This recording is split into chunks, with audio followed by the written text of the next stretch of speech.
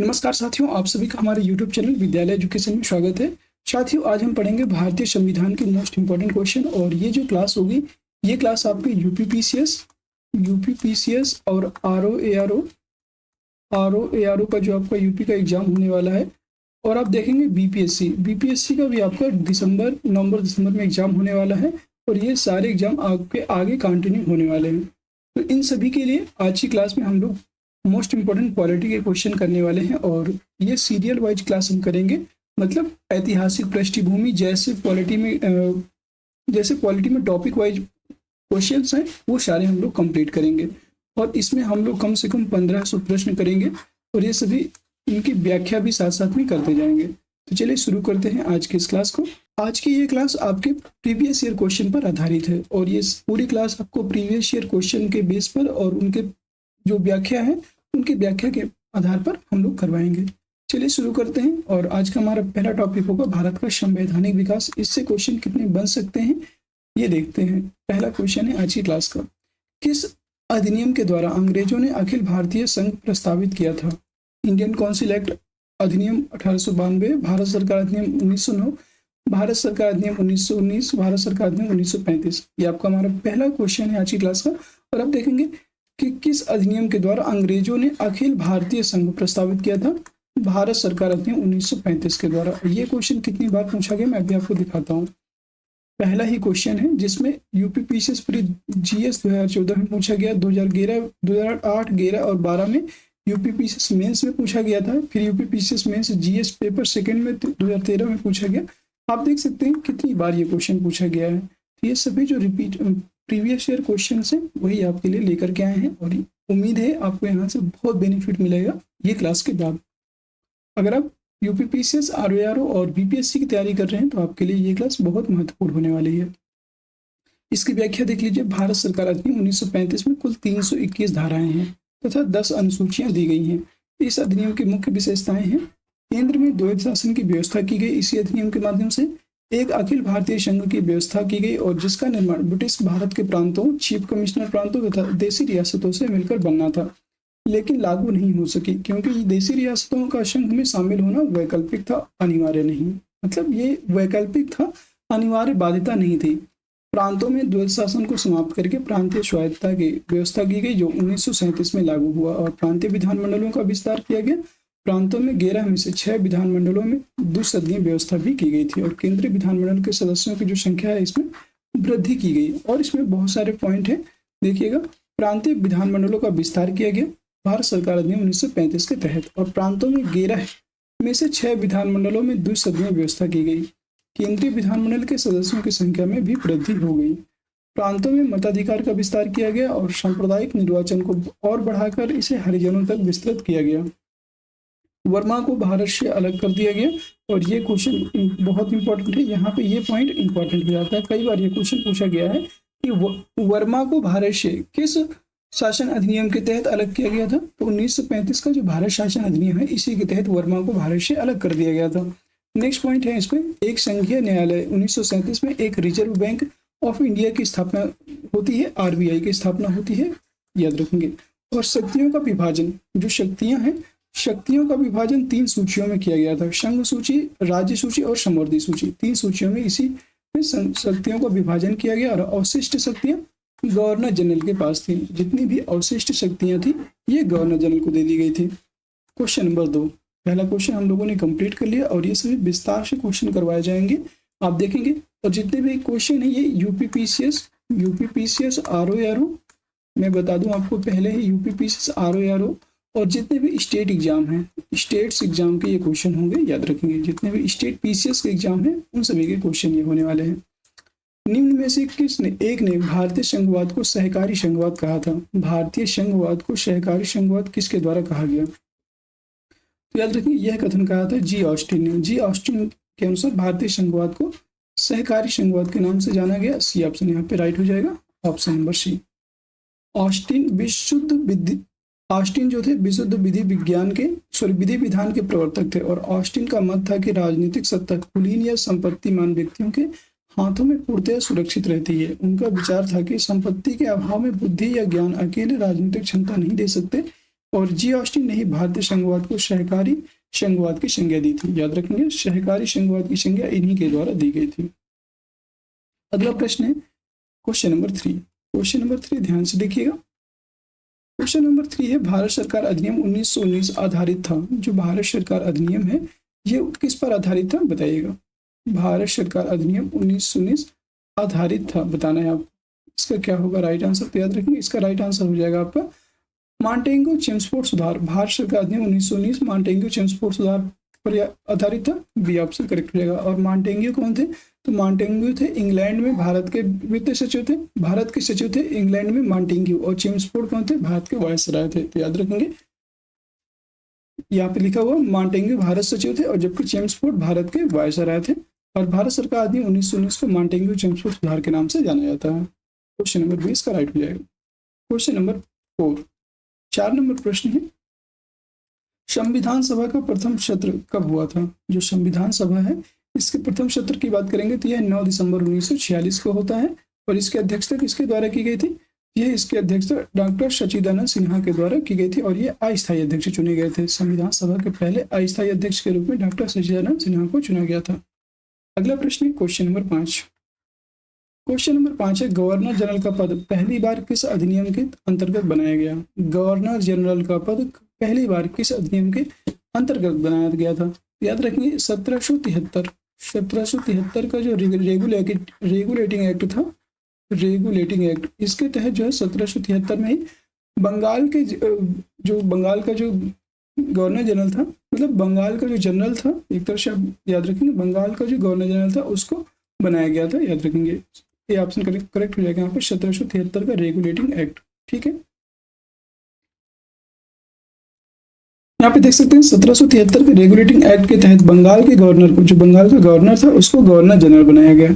और इस एक्ट के तहत वारेन हेस्टिंग्स बंगाल के पहले गवर्नर जनरल बने थे। और 1833 का जो अधिनियम है इसके तहत बंगाल के गवर्नर जनरल को भारत का गवर्नर जनरल बनाया गया। और लॉर्ड विलियम बेंटिक भारत के प्रथम गवर्नर जनरल 1833 के एक्ट के तहत बने थे। क्वेश्चन नंबर 6, यहाँ पे क्वेश्चन नंबर 6 होगा, ध्यान से देखिएगा।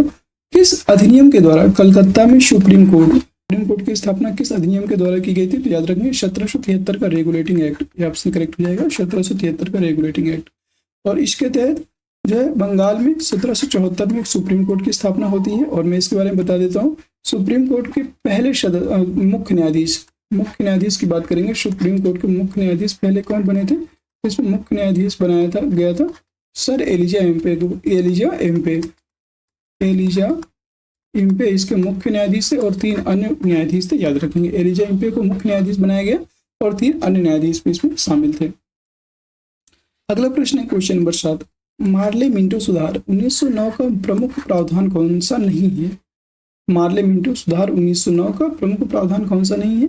विधान परिषदों के आकार में वृद्धि करना एकदम सही है। केंद्रीय विधान परिषदों में सरकारी बहुमत, ये भी सही था। सांप्रदायिक और पृथक निर्वाचन पद्धति इसी में लाया गया था, ये भी सही है। केंद्रीय विधान परिषद में निर्वाचित सदस्यों को स्थान दिया गया था। केंद्रीय विधान परिषद में निर्वाचित सदस्यों को स्थान दिया गया था, याद रखेंगे। और केंद्रीय, मैं आपको यहाँ पे एक चीज बता दूं, ये यहाँ पे ये गलत लिखा हुआ है। जो केंद्रीय विधान परिषद थे इसमें 144 टोटल 144 सदस्य थे, जिनमें 104 सदस्य निर्वाचित होते थे। 104 सदस्य इसमें निर्वाचित होते थे और बाकी 40 का क्या होता था, यहाँ पे मनोनीत होते थे। बाकी 40 सदस्य की बात करेंगे तो 40 सदस्य यहाँ पे मनोनीत किए जाते थे, याद रखेंगे आप। अगला प्रश्न है, यहाँ पे आप देख सकते हैं मार्ले मिंटो सुधार 1909 के अंतर्गत केंद्रीय विधान परिषद में निर्वाचित सदस्यों को स्थान प्राप्त किया, जिनकी संख्या बढ़ाकर 16 से 60 कर दी गई थी। लेकिन यहाँ पे निर्वाचित सदस्य हैं और यहाँ केंद्रीय विधान परिषद में जो सदस्यों की टोटल संख्या थी वो 104 थी, जिसमें 144 थी, जिसमें 104 निर्वाचित होते थे, याद रखेंगे। अगला प्रश्न क्वेश्चन नंबर 8। और यहाँ पे अगर विधान परिषद की बात करें, विधानमंडल, यहाँ पे अगर विधानमंडल की हम बात करते हैं तो विधानमंडल में टोटल इसमें विधानमंडल की बात करेंगे तो टोटल यहाँ पे 60 सदस्य थे, याद रखेंगे। टोटल विधानसभा में 60 सदस्य थे। अगला प्रश्न है क्वेश्चन नंबर 8, निम्नलिखित में से कौन से अधिनियम ने ब्रिटेन में एक ऐसे नियंत्रण बोर्ड की स्थापना का प्रावधान किया जिसके माध्यम से ब्रिटिश सरकार भारत में ईस्ट इंडिया कंपनी के दीवानी, सैनिक और राजस्व संबंधी सभी मामलों पर पूरी तरह से नियंत्रण रख सके। 1773 का रेगुलेटिंग अधिनियम 1784 का पिट्स इंडिया अधिनियम, 1833 का चार्टर अधिनियम या 1858 का भारत सरकार अधिनियम? बताइएगा इसमें क्या होगा राइट आंसर। याद रखेंगे 1784 का पिट्स इंडिया एक्ट, इसके तहत ब्रिटेन में एक ऐसे नियंत्रण बोर्ड की स्थापना के प्रावधान किया गया था जिसके माध्यम से ब्रिटिश सरकार भारत में ईस्ट इंडिया कंपनी के दीवानी, सैनिक और राजस्व संबंधी सभी मामलों पर पूरी तरह से नियंत्रण रख सकती थी। 1784 का पिट्स इंडिया एक्ट। अगला प्रश्न है क्वेश्चन नंबर 9 नंबर प्रश्न है, ब्रिटिश सरकार के किस अधिनियम ने सबसे पहली बार भारत में शिक्षा के लिए 1 लाख रुपए का प्रावधान किया? ये बताना है। क्वेश्चन नंबर 9 है, ध्यान से देखिएगा। क्वेश्चन नंबर 9 याद रखेंगे, क्वेश्चन नंबर 9 में है बुट्स का डिस्पैच नहीं, यहाँ पे याद रखेंगे 1813 का जो चार्टर एक्ट है इसमें पहली बार 1 लाख रुपए वार्षिक बजट का प्रावधान किया गया था। बी ऑप्शन करेक्ट हो जाएगा। 1813 के चार्टर एक्ट में गवर्नर जनरल को यह अधिकार दिया गया कि वह 1 लाख रुपए भारतीय साहित्य पुनरुत्थान और स्थानीय विद्वानों को प्रोत्साहन देने के लिए तथा विज्ञान की उन्नति के लिए खर्च करेंगे। अगला प्रश्न है क्वेश्चन नंबर 10, निम्नलिखित अधिनियमों में से किस अधिनियम द्वारा गवर्नर जनरल की परिषद में एक विधि सदस्य की अभिवृद्धि हुई थी? बताना है। याद रखेंगे चार्टर अधिनियम 1833 के द्वारा गवर्नर जनरल की परिषद में एक विधि सदस्य की स्थापना होती है। बी ऑप्शन करेक्ट हो जाएगा। कानून निर्माण के लिए विधि सदस्य की यहाँ पे स्थापना होती है। चार्टर अधिनियम 1833 के द्वारा गवर्नर जनरल की कार्यकारिणी में एक नए कानूनी सदस्य की वृद्धि की गई तथा वह कानूनी सदस्य लॉ मेंबर लॉर्ड मैकाले था। तो प्रथम विधि आयोग की स्थापना किसकी की गई थी? याद रखेंगे प्रथम विधि आयोग के अध्यक्ष की बात करेंगे तो विधि आयोग के अध्यक्ष थे आपके लॉर्ड मैकाले आपको याद रखना है। लॉर्ड मैकाले पहले अध्यक्ष थे। और स्वतंत्र भारत की बात करेंगे, यहाँ पे मैं क्वेश्चन और ऐड कर देता हूँ। स्वतंत्र भारत के प्रथम विधि आयोग के अध्यक्ष कौन थे? तो स्वतंत्र भारत के प्रथम विधि अध्यक्ष थे, विधि आयोग के अध्यक्ष बने हैं MC सीतलवाड़ स्वतंत्र भारत के प्रथम विधि आयोग के अध्यक्ष थे। क्वेश्चन नंबर 11 है, कंपनी के व्यापारिक तथा राजनीतिक कार्यों को किस एक्ट के द्वारा अलग किया गया था? कंपनी के जो व्यापारिक और राजनीतिक कार्य हैं इनको किस एक्ट के द्वारा अलग किया गया था? तो याद रखेंगे 1784 का जो पिट्स इंडिया एक्ट है इसके तहत इसको अलग किया गया था। ठीक है, कल इसके बारे में मैंने आपको पढ़ाया था, याद रखिएगा। इसका जो राइट आंसर हो जाएगा आपको याद रखेंगे नन ऑफ दीज हो जाएगा, इनमें से कोई नहीं। 1784 है, बी ऑप्शन करेक्ट हो जाएगा। यहाँ पे देख लीजिएगा 1773 के रेगुलेटिंग एक्ट के दोषों को दूर करने के लिए ब्रिटिश प्रधानमंत्री पीट द पंगा ने 1784 में ब्रिटिश संसद में एक प्रस्ताव प्रस्तुत करवाया जिसे पिट्स इंडिया एक्ट 1784 के रूप में जाना जाता है। और इस एक्ट के द्वारा पहली बार ब्रिटिश अधिकृत प्रदेश शब्द का प्रयोग किया गया और साथ ही कंपनी के वाणिज्यिक एवं राजनीतिक कार्यों को अलग कर दिया गया था, याद रखेंगे। ठीक है, अगला प्रश्न यहाँ पे देखिएगा। अगला प्रश्न है आपका, ध्यान से देखिएगा। 12 नंबर क्वेश्चन है, 1861 के अधिनियम की प्रमुख विशेषता थी गवर्नर जनरल को आवश्यकता पड़ने पर अध्यादेश जारी करने का अधिकार दिया गया, प्रांतों को स्थानीय विषयों के संबंध में कानून निर्माण का अधिकार दिया गया। याद रखेंगे उत्तरदायी शासन की स्थापना की गई। यहाँ पे 1861 का जो अधिनियम था इसकी प्रमुख विशेषता थी गवर्नर जनरल को आवश्यकता पड़ने पर अध्यादेश जारी करने का अधिकार प्रदान किया गया था 1861 में। ये ऑप्शन करेक्ट हो जाएगा। इसकी व्याख्या देख लीजिए। 1861 के अधिनियम ने वायसराय को अध्यादेश जारी करने का अधिकार प्रदान किया गया और ऐसे अध्यादेश की अवधि मात्र 6 माह होती थी और इसके अतिरिक्त इस अधिनियम के निम्नलिखित प्रावधान थे।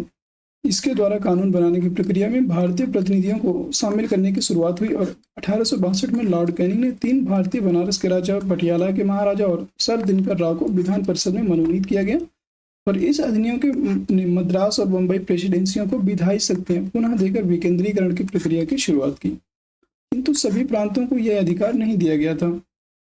तीसरा पॉइंट है, बंगाल, उत्तर पश्चिम सीमा प्रांत और पंजाब में क्रमशः 1862, 66 और 1897 में विधान परिषदों का गठन किया गया और इसके तहत भारत में उच्च न्यायालय संस्था का सर्वप्रथम गठन 1862 में कलकत्ता, बम्बई और मद्रास में की गई और 1866 में चौथे उच्च न्यायालय की स्थापना इलाहाबाद में होती है। तो याद रखेंगे जो आपका 1861 भारत शासन अधिनियम आपका 1861 है, काफी इंपॉर्टेंट है, याद रखेंगे। इसी के तहत हाई कोर्ट की स्थापना होती है 1862, 66 और 97 में, याद रखिएगा। और इसी के तहत ही आपको 1862 में कलकत्ता, बम्बई और मद्रास में हाई कोर्ट की स्थापना की गई और 1866 में इलाहाबाद हाई कोर्ट की स्थापना होती है। क्वेश्चन नंबर 13, निम्नलिखित में से भारतीय स्वतंत्रताओं का अधिकार पत्र किसे कहा जाता है? भारतीय स्वतंत्रताओं का अधिकार पत्र किसे कहा जाता है?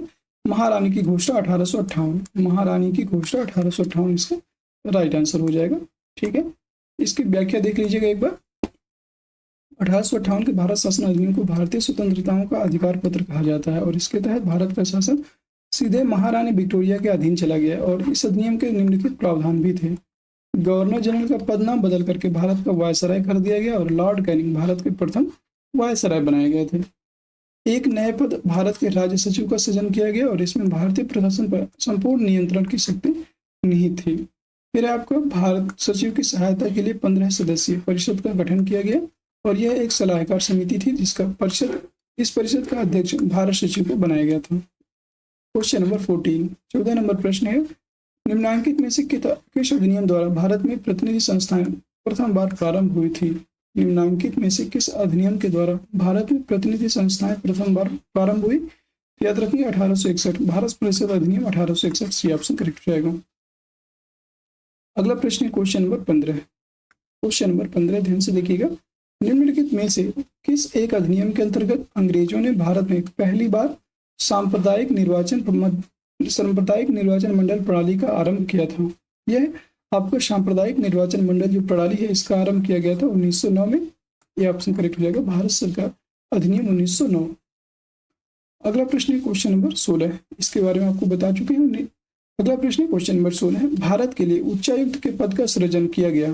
भारत के लिए उच्च आयुक्त के पद का सृजन कब किया गया था? तो याद रखिए यह किया गया था भारत सरकार अधिनियम 1919 के अंतर्गत। बी ऑप्शन करेक्ट हो जाएगा। अगला प्रश्न देखिए, 1919 के अधिनियम द्वारा लंदन में भारत के उच्चायुक्त के कार्यालय का सृजन किया गया और अब तक भारत सचिव द्वारा किए गए जा रहे कुछ कार्यों को उच्चायुक्त को स्थानांतरित कर दिया गया।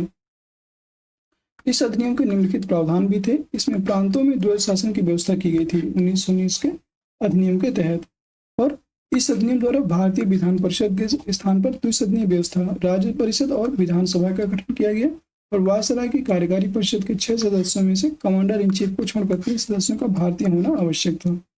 इसने सांप्रदायिक आधार पर सिखों, भारतीय, ईसाइयों, आंग्ल भारतीयों और यूरोपियों के लिए भी पृथक निर्वाचन के सिद्धांत को विस्तारित किया था और इस कानून ने संपत्ति कर या शिक्षा के आधार पर सीमित संख्या में लोगों को मताधिकार प्रदान किया। इसके तहत 1926 में सिविल सेवकों की भर्ती के लिए केंद्रीय लोक सेवा आयोग का भी गठन किया गया। इसने पहली बार केंद्रीय बजट को राज्यों के बजट से अलग कर दिया भारत सरकार अधिनियम 1919 ने और इसी के अंतर्गत 1927 में साइमन कमीशन का गठन किया गया और यह आयोग 1928 में भारत आया और इसका कार्य 10 वर्ष बाद जांच करने के बाद अपनी रिपोर्ट प्रस्तुत करना था। अगला प्रश्न है क्वेश्चन नंबर 17। क्वेश्चन नंबर 17 है, ध्यान से देखिएगा। सभी लोग जितने भी साथी हमारे देख रहे हैं क्लास को, सभी लोग एक बार क्लास को लाइक कर दीजिएगा और कोई भी डाउट हो या कोई भी आपका प्रश्न हो तो आप कमेंट के माध्यम से पूछिएगा। हम आपके क्वेश्चंस का इंतजार रहेगा। जो भी आपके क्वेश्चन होंगे या जो भी आप पूछना चाहेंगे सभी कमेंट्स के आंसर जरूर देंगे। सभी लोग पूछ सकते हैं अपने अपने सवाल। क्वेश्चन नंबर 17 है, 1919 के अधिनियम की प्रस्तावना में निम्न बातें थी। भारत प्रशासन में भारतीयों का संपर्क बढ़ाया जाए और स्वशासन की संस्थाओं का विकास किया जाए। ये दोनों सही हैं। 1919 का जो अधिनियम था इसकी प्रस्तावना में ये दोनों बातें कही गई थी। सी ऑप्शन करेक्ट हो जाएगा। 1919 के अधिनियम, ये देखिए यूपीपीएससी प्री पॉलिटिकल साइंस 1992 में क्वेश्चन पूछा गया था ऑप्शनल में, याद रखेंगे ऑप्शनल में पूछा गया था ये क्वेश्चन। और 1919 के अधिनियम का मुख्य उद्देश्य प्रशासन में भारतीयों का संपर्क बढ़ाना तथा स्वशासन की संस्थाओं का विकास करना था, अर्थात उत्तरदायी सरकार की स्थापना करना था। प्रशासन में भारतीयों के संपर्क के अंतर्गत वायसराय की कार्यकारी परिषद के 6 सदस्यों में से कमांडर इन चीफ को छोड़कर 3 सदस्यों का भारतीय होना आवश्यक था। अगला प्रश्न क्वेश्चन नंबर 18। और दोस्तों अगर आप यूपीपीसीएस, आपका अक्टूबर में एग्जाम होने वाला है, अगर आप यूपीपीसीएस की तैयारी कर रहे हैं तो इसको कंटिन्यू ये क्लास कीजिएगा क्योंकि ये सभी class UPPCS previous year question है और यहाँ से बार बार क्वेश्चन आपके एग्जाम में रिपीट भी होते हैं। और अगर आप ये व्याख्या देखे रहेंगे तो अगर कोई क्वेश्चन सेम पूछा जाता है लेकिन उसका जो पूछने का तरीका है बदला हुआ है तब भी आप क्वेश्चन को हल कर ले जाएंगे। क्वेश्चन नंबर 18 है, निम्नलिखित में से कौन सा एक सही है? भारतीय संविधान में मूल अधिकारों को शामिल करने के लिए नेहरू रिपोर्ट 1928 ने समर्थन किया था। यस, एकदम सही है, यही एकदम सही है, ये ऑप्शन इसका राइट हो जाएगा। भारत सरकार अधिनियम 1935 ने मूल अधिकारों को प्रश्रय दी, ये गलत है। अगस्त प्रस्ताव 1940 ने मूल अधिकार शामिल, ये भी गलत है। क्रिप्स मिशन 1942 ने मूल अधिकार, इनसे कोई मतलब नहीं था। मूल अधिकारों के बारे में 1928 में आपका समर्थन किया गया था भारतीय संविधान में। तो याद रखेंगे, नेहरू रिपोर्ट जब दी गई थी उसमें मूल अधिकारों को सर्वप्रथम शामिल किया गया और उसी में समर्थन किया गया था। ये ऑप्शन करेक्ट हो जाएगा। सर्वदलीय सम्मेलन द्वारा नियुक्त नेहरू समिति 1928 ने जिस भावी संविधान के स्वरूप की संस्तुति की थी उसमें मौलिक अधिकार निहित थे और सन 1946 में कैबिनेट मिशन ने इस बात को स्वीकार किया कि भारत के संविधान में मौलिक अधिकारों की लिखित गारंटी देना आवश्यक है। कैबिनेट मिशन ने अन्य बातों के साथ साथ मौलिक अधिकारों पर भी रिपोर्ट देने के लिए एक सलाहकार समिति के गठन की सिफारिश की थी, याद रखेंगे। अगला प्रश्न है क्वेश्चन नंबर 19। क्वेश्चन नंबर 19 है, निम्नांकित में से कौन सा एक भारत शासन अधिनियम 1935 में स्वीकार किया हुआ महत्वपूर्ण और स्थायी अवयव नहीं है? देश के लिए लिखित संविधान, ये तो नहीं है, ये इसमें लिखित अवयव नहीं है, ये सही, याद रखेंगे, ये तो सही है, मतलब यहाँ पे ये नहीं है, ठीक है। तो ये यहाँ पे ऑप्शन में सही होगा। विधानमंडल के निर्वाचित और जवाबदेह प्रतिनिधि सही है, यस ये तो है। फिर एक संघ की योजना पर विचार, यस ये भी सही है। विधानमंडल के लिए सरकारी सदस्यों को समावेशित किया जाना, ये भी सही है। तो इसमें पहला ऑप्शन इसमें नहीं है और यही इसका राइट आंसर हो जाएगा, ये ऑप्शन। देश को एक लिखित संविधान देने का जो विचार है सर्वप्रथम क्रिप्स मिशन में दिया गया था, ना कि 1935 के भारत शासन अधिनियम में। और भारत शासन अधिनियम 1935 के द्वारा भारतीय रियासतों की एक अखिल भारतीय संघ के द्वारा परिकल्पना की गई थी और इस अधिनियम के द्वारा प्रांतों में निर्वाचित प्रतिनिधियों द्वारा लोकप्रिय मंत्रिमंडल बनाए गए वे विधानमंडल के प्रति उत्तरदायी थे और विधानमंडल में कुछ सरकारी सदस्यों का मनोनयन भी इसी अधिनियम की विशेषता से हुआ था। तो इसका राइट आंसर हो जाएगा आपका ए ऑप्शन, याद रखेंगे। अगला प्रश्न question number 20। Government of India act 1935 को किसने दास्ता का एक नया अधिकार पत्र कहा था? दास्ता का एक नया अधिकार पत्र किसके द्वारा कहा गया? Pandit Jawaharlal Nehru, B option correct हो जाएगा। JL नेहरू या पंडित जवाहरलाल नेहरू जी के द्वारा कहा गया था कि 1935 को जो Bharat government of India act है यह दास्ता का एक नया अधिकार पत्र है। अगला प्रश्न है क्वेश्चन नंबर 21। 21 नंबर प्रश्न है, ध्यान से देखेंगे। ब्रिटिश संसद ने भारतीय स्वतंत्रता अधिनियम कब पारित किया था? ब्रिटिश संसद के द्वारा भारतीय स्वतंत्रता अधिनियम कब पारित हुआ? जनवरी 1947 में, याद रखेंगे। यह जुलाई 1947 में आया था, सी ऑप्शन करेक्ट हो जाएगा, जुलाई 1947। भारतीय स्वतंत्रता विधेयक 4 जुलाई 1947 को ब्रिटिश संसद में प्रस्तुत किया गया और जिसे 18 जुलाई 1947 को पारित कर दिया गया और सम्राट के हस्ताक्षर के पश्चात ही उसी दिन से यह अधिनियम प्रवर्तन में आ गया था। नेक्स्ट क्वेश्चन है क्वेश्चन नंबर 22। क्वेश्चन नंबर है 22। पंडित जवाहरलाल नेहरू के नेतृत्व में अंतरिम सरकार का गठन कब हुआ था? पंडित जवाहरलाल नेहरू के नेतृत्व में अंतरिम सरकार का गठन कब हुआ था, बताएगा। क्या होगा इसका राइट आंसर? याद रखेंगे, इसका अंतरिम सरकार का गठन यह आपका हुआ था सितंबर 1946 में, सी ऑप्शन करेक्ट हो जाएगा। सितंबर 1946 में अंतरिम सरकार का गठन हुआ था नेहरू जी के नेतृत्व में। 2 सितंबर 1946 को पंडित जवाहरलाल नेहरू की अध्यक्षता में अंतरिम सरकार का गठन किया गया और इसमें प्रारंभ में मुस्लिम लीग शामिल नहीं थी, किंतु बाद में 26 अक्टूबर 1946 को मुस्लिम लीग ने 5 सदस्यों को शामिल करते हुए अंतरिम सरकार का पुनर्गठन किया था, याद रखेंगे। अगला प्रश्न है क्वेश्चन नंबर 23। 23 नंबर प्रश्न है, सूची 1 को सूची 2 से सम्मिलित कीजिए तथा सूचियों के नीचे दिए गए कोड का प्रयोग करके सही उत्तर को बताना है आपको, ठीक है। इसे भारत परिषद अधिनियम 1919, भारत परिषद अधिनियम 1919, तो इसकी बात करेंगे, यह हो जाएगा आपका लॉर्ड मिंटो। इसमें कौन थे? भारत परिषद अधिनियम में भारत परिषद अधिनियम की बात करेंगे तो इस समय कौन थे? Lord Minto. 1909 में लॉर्ड मिंटो थे, ठीक है। भारत शासन अधिनियम 1935, तो इसमें जो है प्रांतीय स्वायत्तता को स्थापित किया गया था, तो एक बी का 4 हो जाएगा, प्रांतीय स्वायत्तता।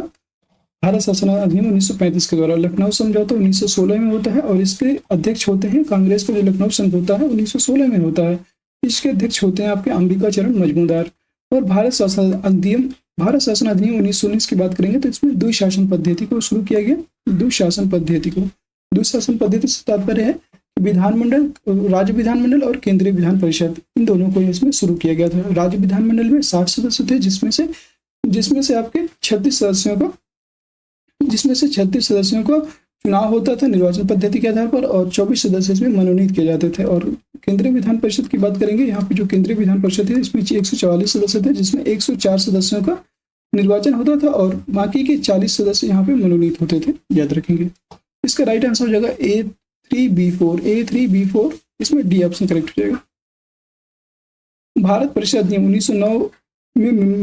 1909 में मिंटो मार्ले सुधार के नाम से जाना जाता है। और भारत शासन अधिनियम 1935 द्वारा बाह्य रूप से प्रांतों को स्वायत्तता दी गई, परंतु वास्तव में समस्त कार्यकारी शक्तियां गवर्नर के पास थी। और लखनऊ समझौता 1916 में कांग्रेस तथा मुस्लिम लीग में हुआ था। और भारत शासन अधिनियम 1919 द्वारा प्रांतों में द्विशासन पद्धति का आरंभ किया गया। अगला प्रश्न है क्वेश्चन नंबर 24। क्वेश्चन नंबर 24 है माउंटबेटन योजना आधार बनी थी। माउंटबेटन योजना की बात करेंगे, ये किसका आधार बनी थी बताइएगा।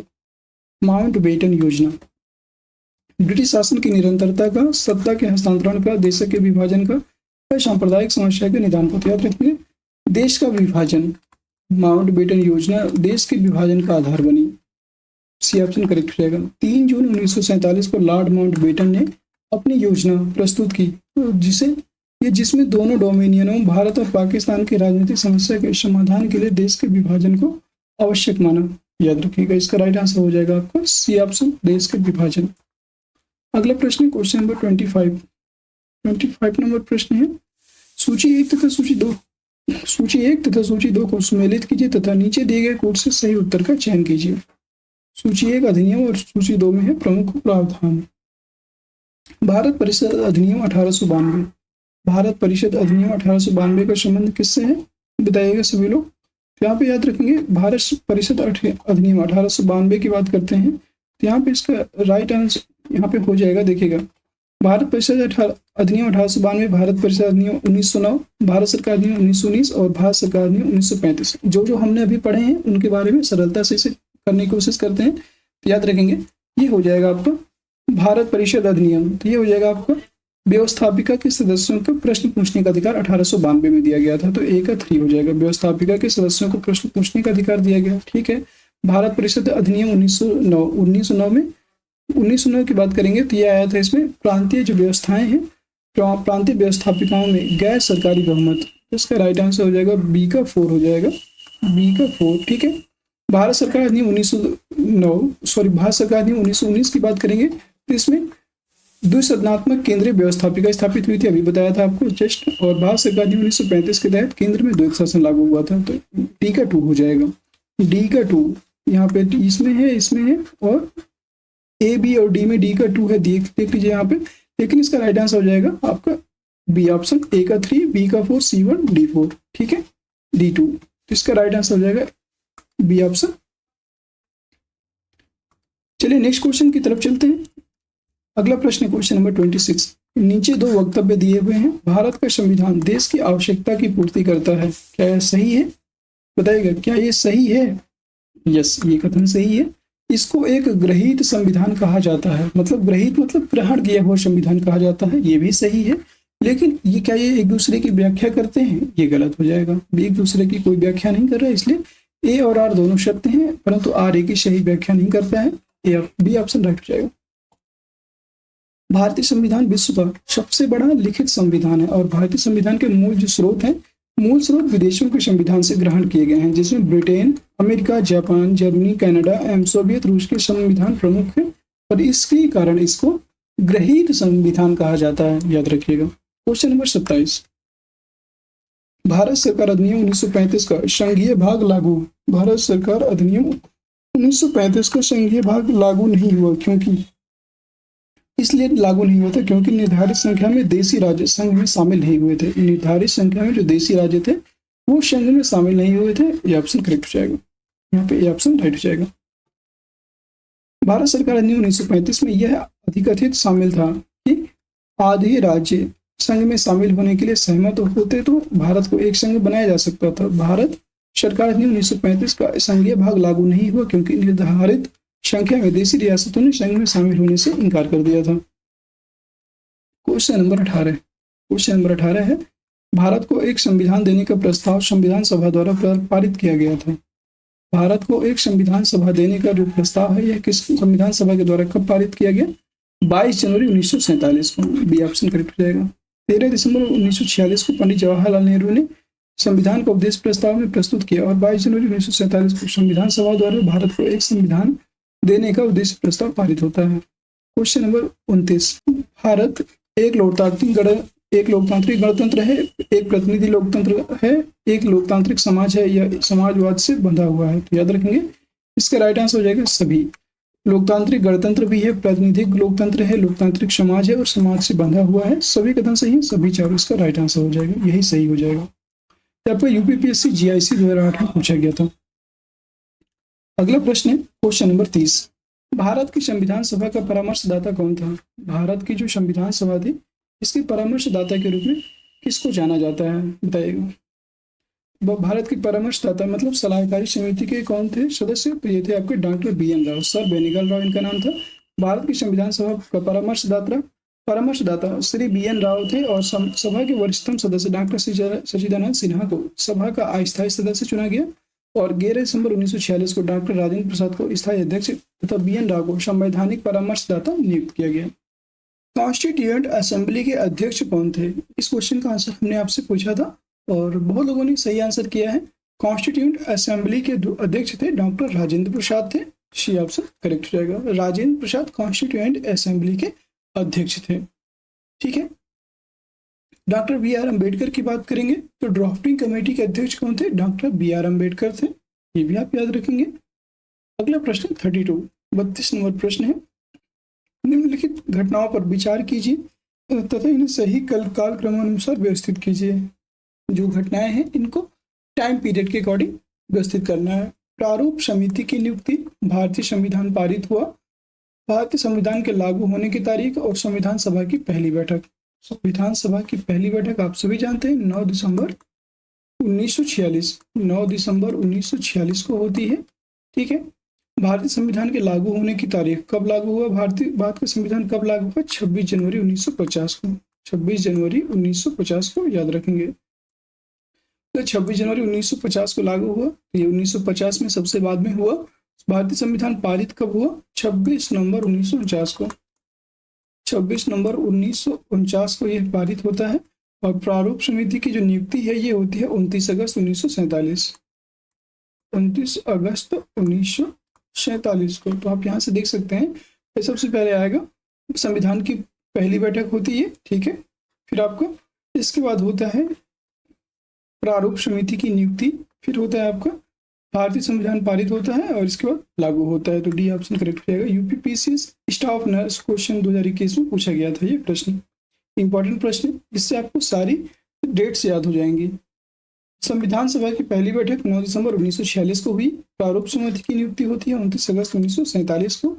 भारतीय संविधान पारित होता है 26 नवंबर 1949 को और भारतीय संविधान के लागू होने की तिथि थी 26 जनवरी 1950।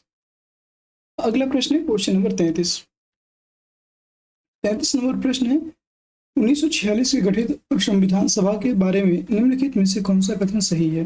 1946 में जो गठित हुई थी संविधान सभा, इसके बारे में कौन सा कथन सही है बताइएगा। जितने भी साथी जुड़े हुए हैं सभी लोग, जितने भी देखेंगे आगे सभी लोग बताइएगा, याद रखेंगे। इसका जो राइट आंसर हो जाएगा, इसका राइट आंसर हो जाएगा आपका अधिकतर सदस्य प्रांतीय विधानसभाओं द्वारा निर्वाचित किए गए थे। जितने भी अधिकतर सदस्य थे इसके प्रांतीय विधानसभाओं के द्वारा निर्वाचित किए गए थे 1946 में जो गठित संविधान सभा थी। सी ऑप्शन करेक्ट हो जाएगा।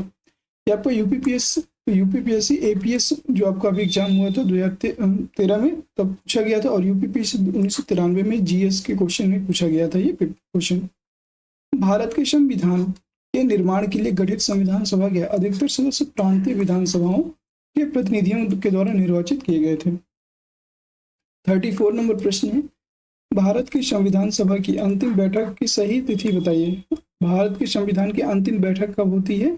तो अंतिम बैठक होती है 24 जनवरी 1950 को। सी ऑप्शन करेक्ट हो जाएगा। बहुत लोगों को ये नहीं पता होगा लेकिन याद रखिएगा 24 जनवरी 1950 को भारतीय के संविधान को लागू होने से 2 दिन पहले रखी गई थी। 24 जनवरी 1950 को, फिर 25 को छुट्टी थी, 26 को दोबारा से पूर्ण रूप से संविधान को लागू किया गया। संविधान सभा की प्रथम बैठक 9 दिसंबर 1946 को होती है, जिसकी अध्यक्षता डॉक्टर सच्चिदानंद सिन्हा ने की थी और इसके कुल 11 अधिवेशन हुए थे। इन अधिवेशनों के अतिरिक्त संविधान सभा की अंतिम बैठक जो 12वीं बैठक थी, यह 24 जनवरी 1950 को हुई और इसी दिन सदस्यों के संविधान पर अंतिम रूप से हस्ताक्षर तथा डॉक्टर राजेंद्र प्रसाद को भारत के प्रथम राष्ट्रपति भी अंतरिम राष्ट्रपति चुना गया और संविधान सभा भंग कर उसे अंतरिम संसद में परिवर्तित कर दिया गया था। संविधान पूर्ण रूप से 26 जनवरी 1950 को लागू हुआ। तो आपसे ये क्वेश्चन पूछा जा सकता है यहाँ पे कि संविधान जो आपकी संविधान सभा है, इसको कब भंग किया गया, कब तोड़ दिया गया। इस संविधान सभा को भंग करके किस में परिवर्तित किया गया, तो संसद, भारतीय संसद में परिवर्तित कर दिया गया था और यह 24 जनवरी 1950 को होता है। अगला प्रश्न क्वेश्चन नंबर 35। क्वेश्चन नंबर 35 है, भारत की संविधान सभा का गठन किया गया था। यह है आपका कैबिनेट मिशन की योजना के अंतर्गत, कैबिनेट मिशन की योजना है। इसके अंतर्गत 1946 में कैबिनेट मिशन आता है और इसी की संस्तुति के आधार पर भारत की संविधान सभा का गठन होता है। बी ऑप्शन करेक्ट हो जाएगा। ये क्वेश्चन बहुत बार पूछा गया है। UPPCS mains special GS second paper में पूछा गया 2004 और 2008 दो बार। यूपी एपीओ असिस्टेंट पर्सनल जो ऑफिसर होते हैं, इनके एग्जाम में पूछा गया है। यूपी यूडीए एलडीए में पूछा गया, UP lower PCS, UP PCS pre, सभी में ये बार बार क्वेश्चन रिपीट हुआ है। भारत की संविधान सभा का गठन, भारत की संविधान सभा का गठन कैबिनेट मिशन की योजना के अंतर्गत किया गया था और यह मिशन कब आया था, 24 मार्च 1946। कैबिनेट मिशन आता है आपका 24 मार्च 1946 को और दिल्ली पहुंचता है और अपनी योजना 16 मई 1946 को प्रस्तुत की। मंत्रिमंडल मिशन की सिफारिश, मंत्रिमंडल जो मिशन है, इसकी सिफारिश थी कि संविधान सभा में प्रांतों का प्रतिनिधित्व जनसंख्या के अनुपात में हो, जिसमें समानता एक प्रतिनिधि एक निर्वाचन 10 लाख जनसंख्या पर हो। यह इसका उद्देश्य था। 36 नंबर क्वेश्चन है, कैबिनेट मिशन द्वारा प्रस्तावित अंतरिम सरकार में कुल कितने सदस्य शामिल थे। अंतरिम सरकार जो थी, इसमें कुल कितने सदस्य शामिल थे, यह बताना है। तो इसमें टोटल 14 सदस्य शामिल थे। बी ऑप्शन करेक्ट हो जाएगा। टोटल 14 सदस्य इसमें शामिल थे। कैबिनेट मिशन के द्वारा जो प्रस्तावित था अंतरिम सरकार, इसमें 14 सदस्य शामिल थे। ये आपको यूपीपीसीएस प्री ऑप्शनल में पूछा गया है। पॉलिटिकल साइंस का जो ऑप्शनल था 2010 में, उसमें पूछा गया था मेंस एग्जाम में।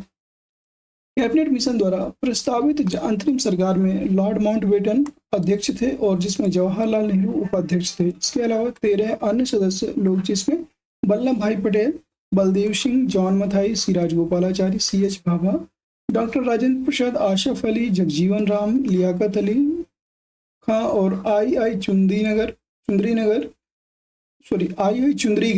अब्दुल रब निस्तार, जोगेंद्र नाथ मंडल, गजनफर अली खान शामिल थे और प्रथम अंतरिम सरकार जो थी, इसलिए 24 अगस्त 1946 को गठित की गई थी, इसकी घोषणा की गई थी।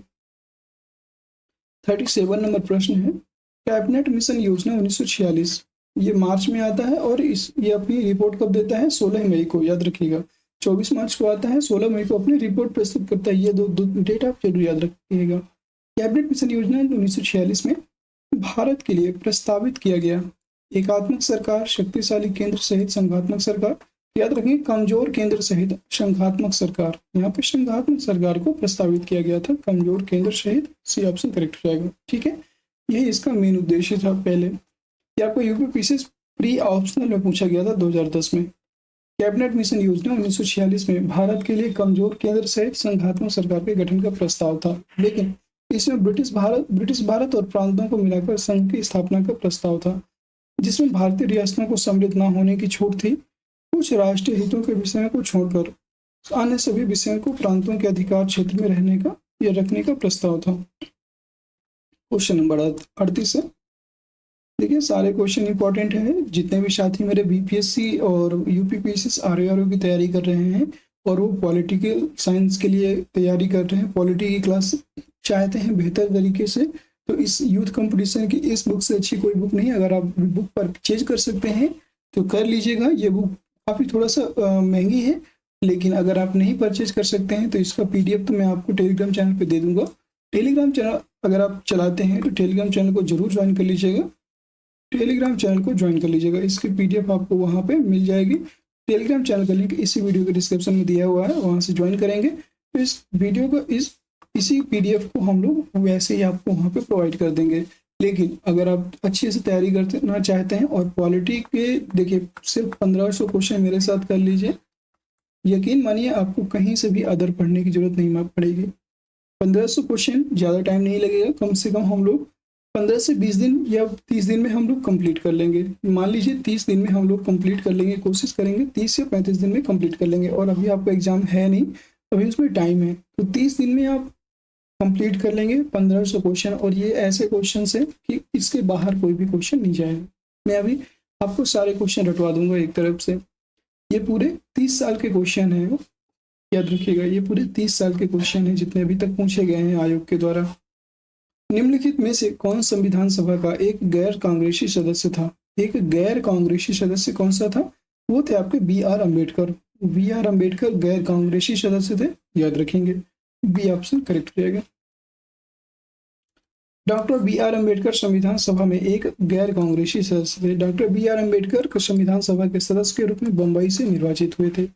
पहले ये पश्चिम बंगाल से थे, लेकिन इनके सीट विभाजन के पश्चात देखिए जब वो अलग हो गया था तो फिर आपका ये बंबई से लड़े और फिर वो बंबई से चुन करके आए थे संविधान सभा में। 39 नंबर प्रश्न है, निम्नलिखित में से कौन से दल का प्रतिनिधित्व भारत की संविधान निर्मात्री सभा में नहीं था? बताना है कौन से दल का जो प्रतिनिधित्व है भारत की संविधान निर्मात्री सभा में नहीं था? Liberal party. Liberal party A option correct हो जाएगा।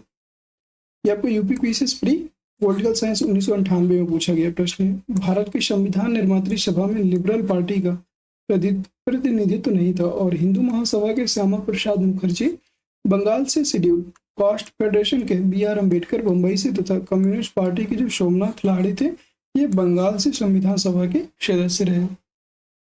अब हम बात करेंगे क्वेश्चन नंबर 40। भारतीय संविधान सभा के प्रथम दिन के अधिवेशन की अध्यक्षता किसने की थी? मतलब पहले अधिवेशन, देखिए यहाँ पे पूछ कैसे रहा है प्रथम दिन। अब बहुत लोग इस चीज को लेकर के कंफ्यूज हो जाएंगे कि यार प्रथम दिन कब हुआ था। ऐसा नहीं है, जो पहली संविधान सभा की पहली बैठक को ही प्रथम दिन बोल दिया है। प्रथम दिन के अधिवेशन की अध्यक्षता किसने की? डॉक्टर सचिदानंद सिन्हा, और ये अस्थायी अध्यक्ष चुने गए थे, याद रखेंगे, डी ऑप्शन करेक्ट हो जाएगा। देखिए कितनी बार ये क्वेश्चन फंसाने के लिए पूछा गया है। UP PCS pre 2006, 1995, UP PCS GS second paper में 2013, 2009 और 2011, 2015 में भी जीआईसी के पेपर में पूछा गया है। देख सकते हैं आप, ये सारे बार बार रिपीटेड क्वेश्चन है, बार बार यहाँ से पूछे जाते हैं इंपॉर्टेंट प्रश्न। इसकी व्याख्या देखिएगा, संविधान सभा की प्रथम बैठक की जो अध्यक्षता है डॉक्टर सचिदानंद सिन्हा के द्वारा की गई थी। डॉक्टर सचिदानंद सिन्हा के द्वारा की गई थी और संविधान सभा की पहली बैठक 9 दिसंबर 1946 को होती है। 1946 को पहली बैठक होती है, 9 दिसंबर 1946 को।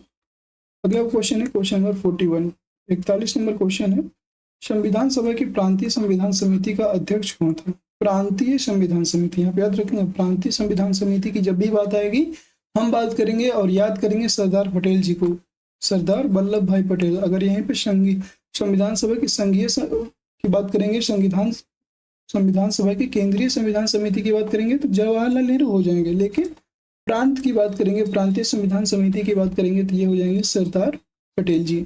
डी ऑप्शन करेक्ट हो जाएगा। व्याख्या देख लीजिएगा, संविधान सभा की प्रांतीय संविधान समिति के अध्यक्ष सरदार वल्लभ भाई पटेल ने किया था।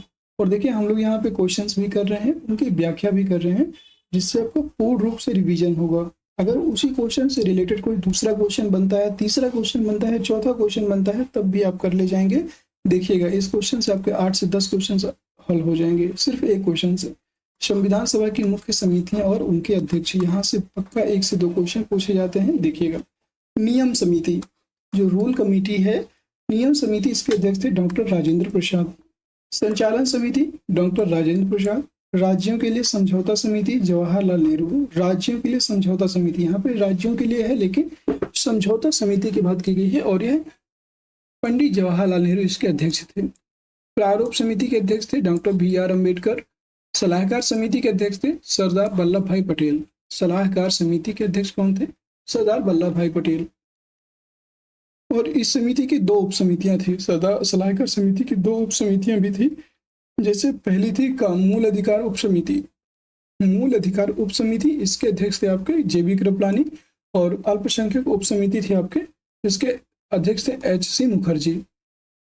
अगले हम बात करेंगे संघ शक्ति समिति। संघ शक्ति समिति जवाहरलाल नेहरू, संघ संविधान समिति जवाहरलाल नेहरू अभी बताया था, प्रांतीय संविधान समिति आपके सरदार पटेल जी हो जाएंगे, और संघ संविधान समिति जवाहरलाल नेहरू, यहाँ पे लिखा भी है प्रांतीय संविधान समिति सरदार वल्लभ भाई पटेल। देखिए आपके 8 से 10 क्वेश्चन यहाँ से बन गए, तो इस तरह से आपको याद रखना है सारा कुछ।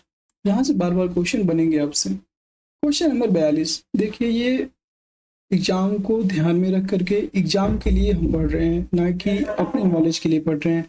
अगर आपको नॉलेज के लिए पढ़ना है तो बहुत सारे यूट्यूब में टीचर होंगे, आप उनके साथ पढ़ सकते हैं, लेकिन अगर आप एग्जाम की एग्जैक्ट तैयारी करना चाहते हैं तो आप हमसे जुड़े रह सकते हैं हमारे चैनल को सब्सक्राइब करके।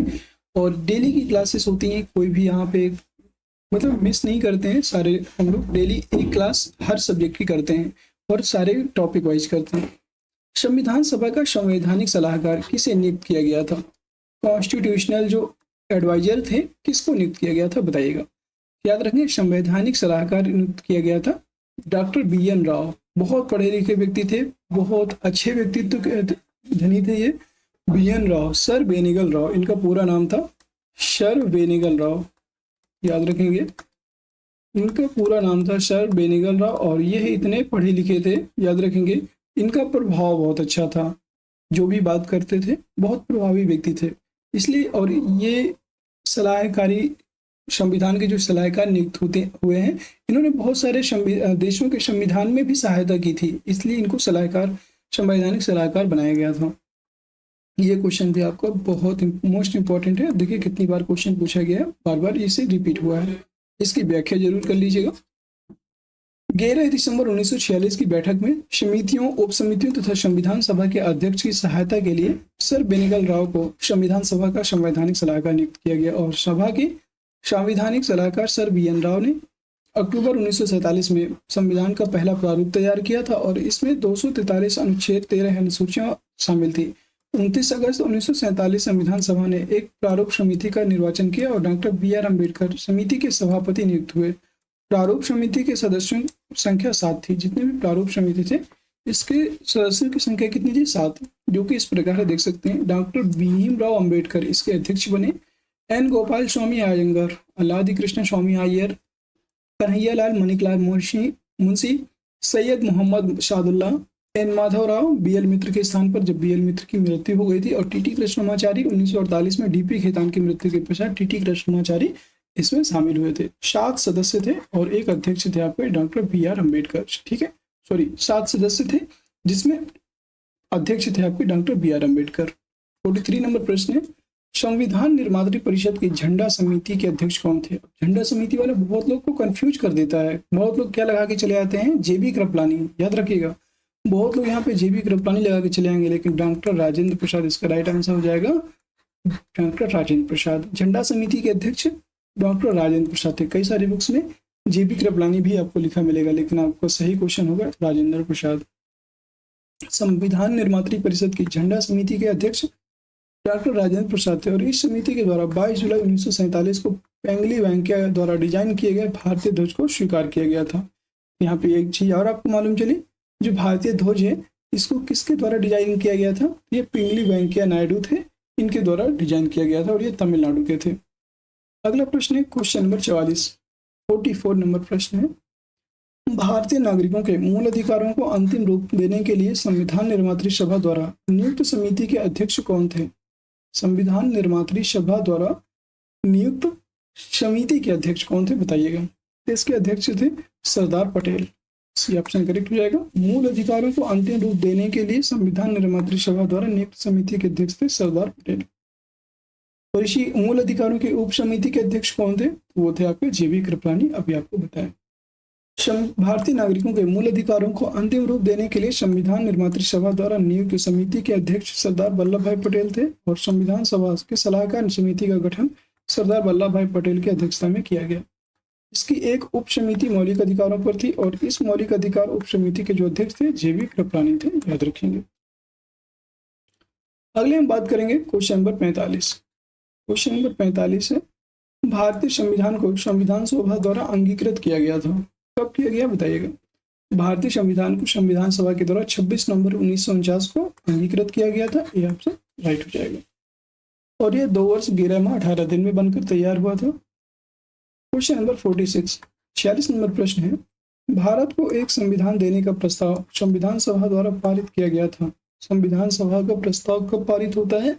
22 जनवरी 1947 को। 22 जनवरी 1947 को यह पास होता है, याद रखेंगे। ठीक है, 22 जनवरी। और इसे जो आपकी संविधान सभा थी, संविधान सभा के द्वारा इसको पास किया गया था। ठीक है, भारत को एक संविधान देने का प्रस्ताव संविधान सभा द्वारा 22 जनवरी 1947 को पारित किया गया और उद्देश्य प्रस्ताव ने संविधान सभा को इसके मार्गदर्शी सिद्धांत तथा दर्शन दिए जिनके आधार पर इसे संविधान निर्माण करना था और 22 जनवरी 1947 को संविधान सभा ने इस प्रस्ताव को स्वीकार कर दिया। उद्देश्य प्रस्ताव किसके द्वारा पारित दिया गया था?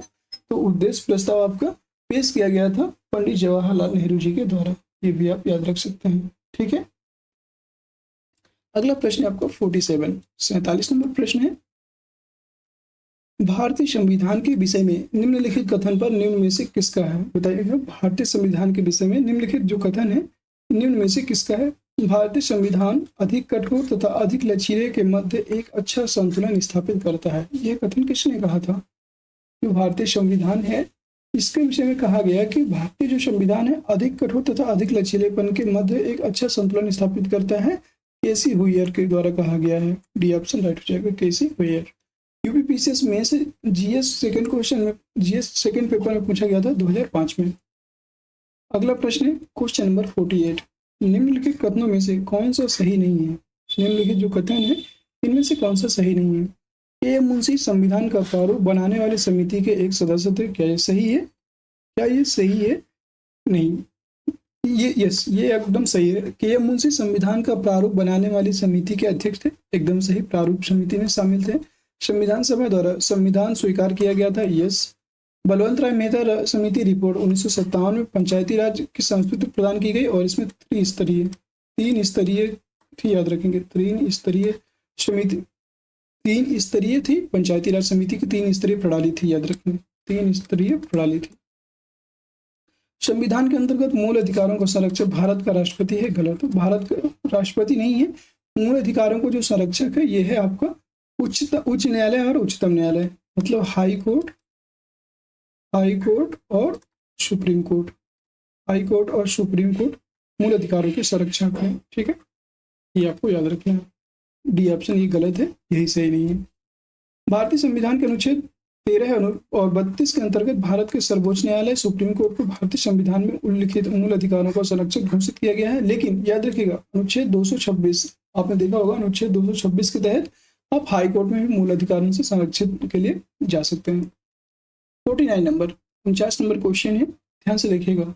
49 नंबर प्रश्न है आपका 49, किसने कहा था संविधान सभा कांग्रेस थी और कांग्रेस भारत था? यह कथन किसके द्वारा कहा गया? जो संविधान सभा थी यह कांग्रेस थी और कांग्रेस ही भारत था। ठीक है, यह क्या कथन था? ऑस्टिन का। ऑस्टिन के द्वारा यह कथन कहा गया था, याद रखेंगे, ये ऑप्शन करेक्ट हो जाएगा, ऑस्टिन। ऑस्टिन के द्वारा यह बात कही गई थी कि संविधान सभा जो थी यह कांग्रेस थी और कांग्रेस भारत था।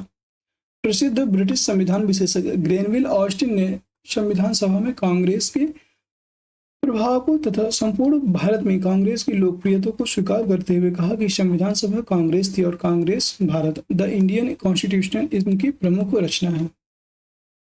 अगला प्रश्न है क्वेश्चन नंबर 50 नंबर प्रश्न है और उम्मीद है कि आप सभी को क्लास पसंद आ रही होगी। इनमें से कौन भारत का प्रथम कानूनी मंत्री थे? प्रथम कानून मंत्री की बात करेंगे, कौन थे? Law minister. प्रथम लॉ मिनिस्टर कौन थे बताइएगा? तो याद रखिए, प्रथम लॉ मिनिस्टर थे आपके डॉक्टर BR अम्बेडकर। भीमराव अम्बेडकर जी प्रथम कानून मंत्री थे। अंतरिम सरकार में योगेंद्र नाथ मंडल विधि मंत्री थे और जबकि स्वतंत्र भारत के प्रथम विधि मंत्री आपके थे डॉक्टर BR अम्बेडकर। अगला प्रश्न क्वेश्चन नंबर 51, भारतीय संविधान सभा में भारतीय जो संविधान सभा थी, भारतीय संविधान सभा में कुल कितनी महिला सदस्य थी? इसमें टोटल 15 महिला सदस्य थी, याद रखेंगे। मैं सभी के नाम आपको बता दूंगा, 15 के 15 याद कर लीजिएगा, याद हो जाए तो जरूरी है। यूपीपीएससी कानून को एग्जाम में हुआ था, ये क्वेश्चन आया था कानून को एग्जाम 2015 में।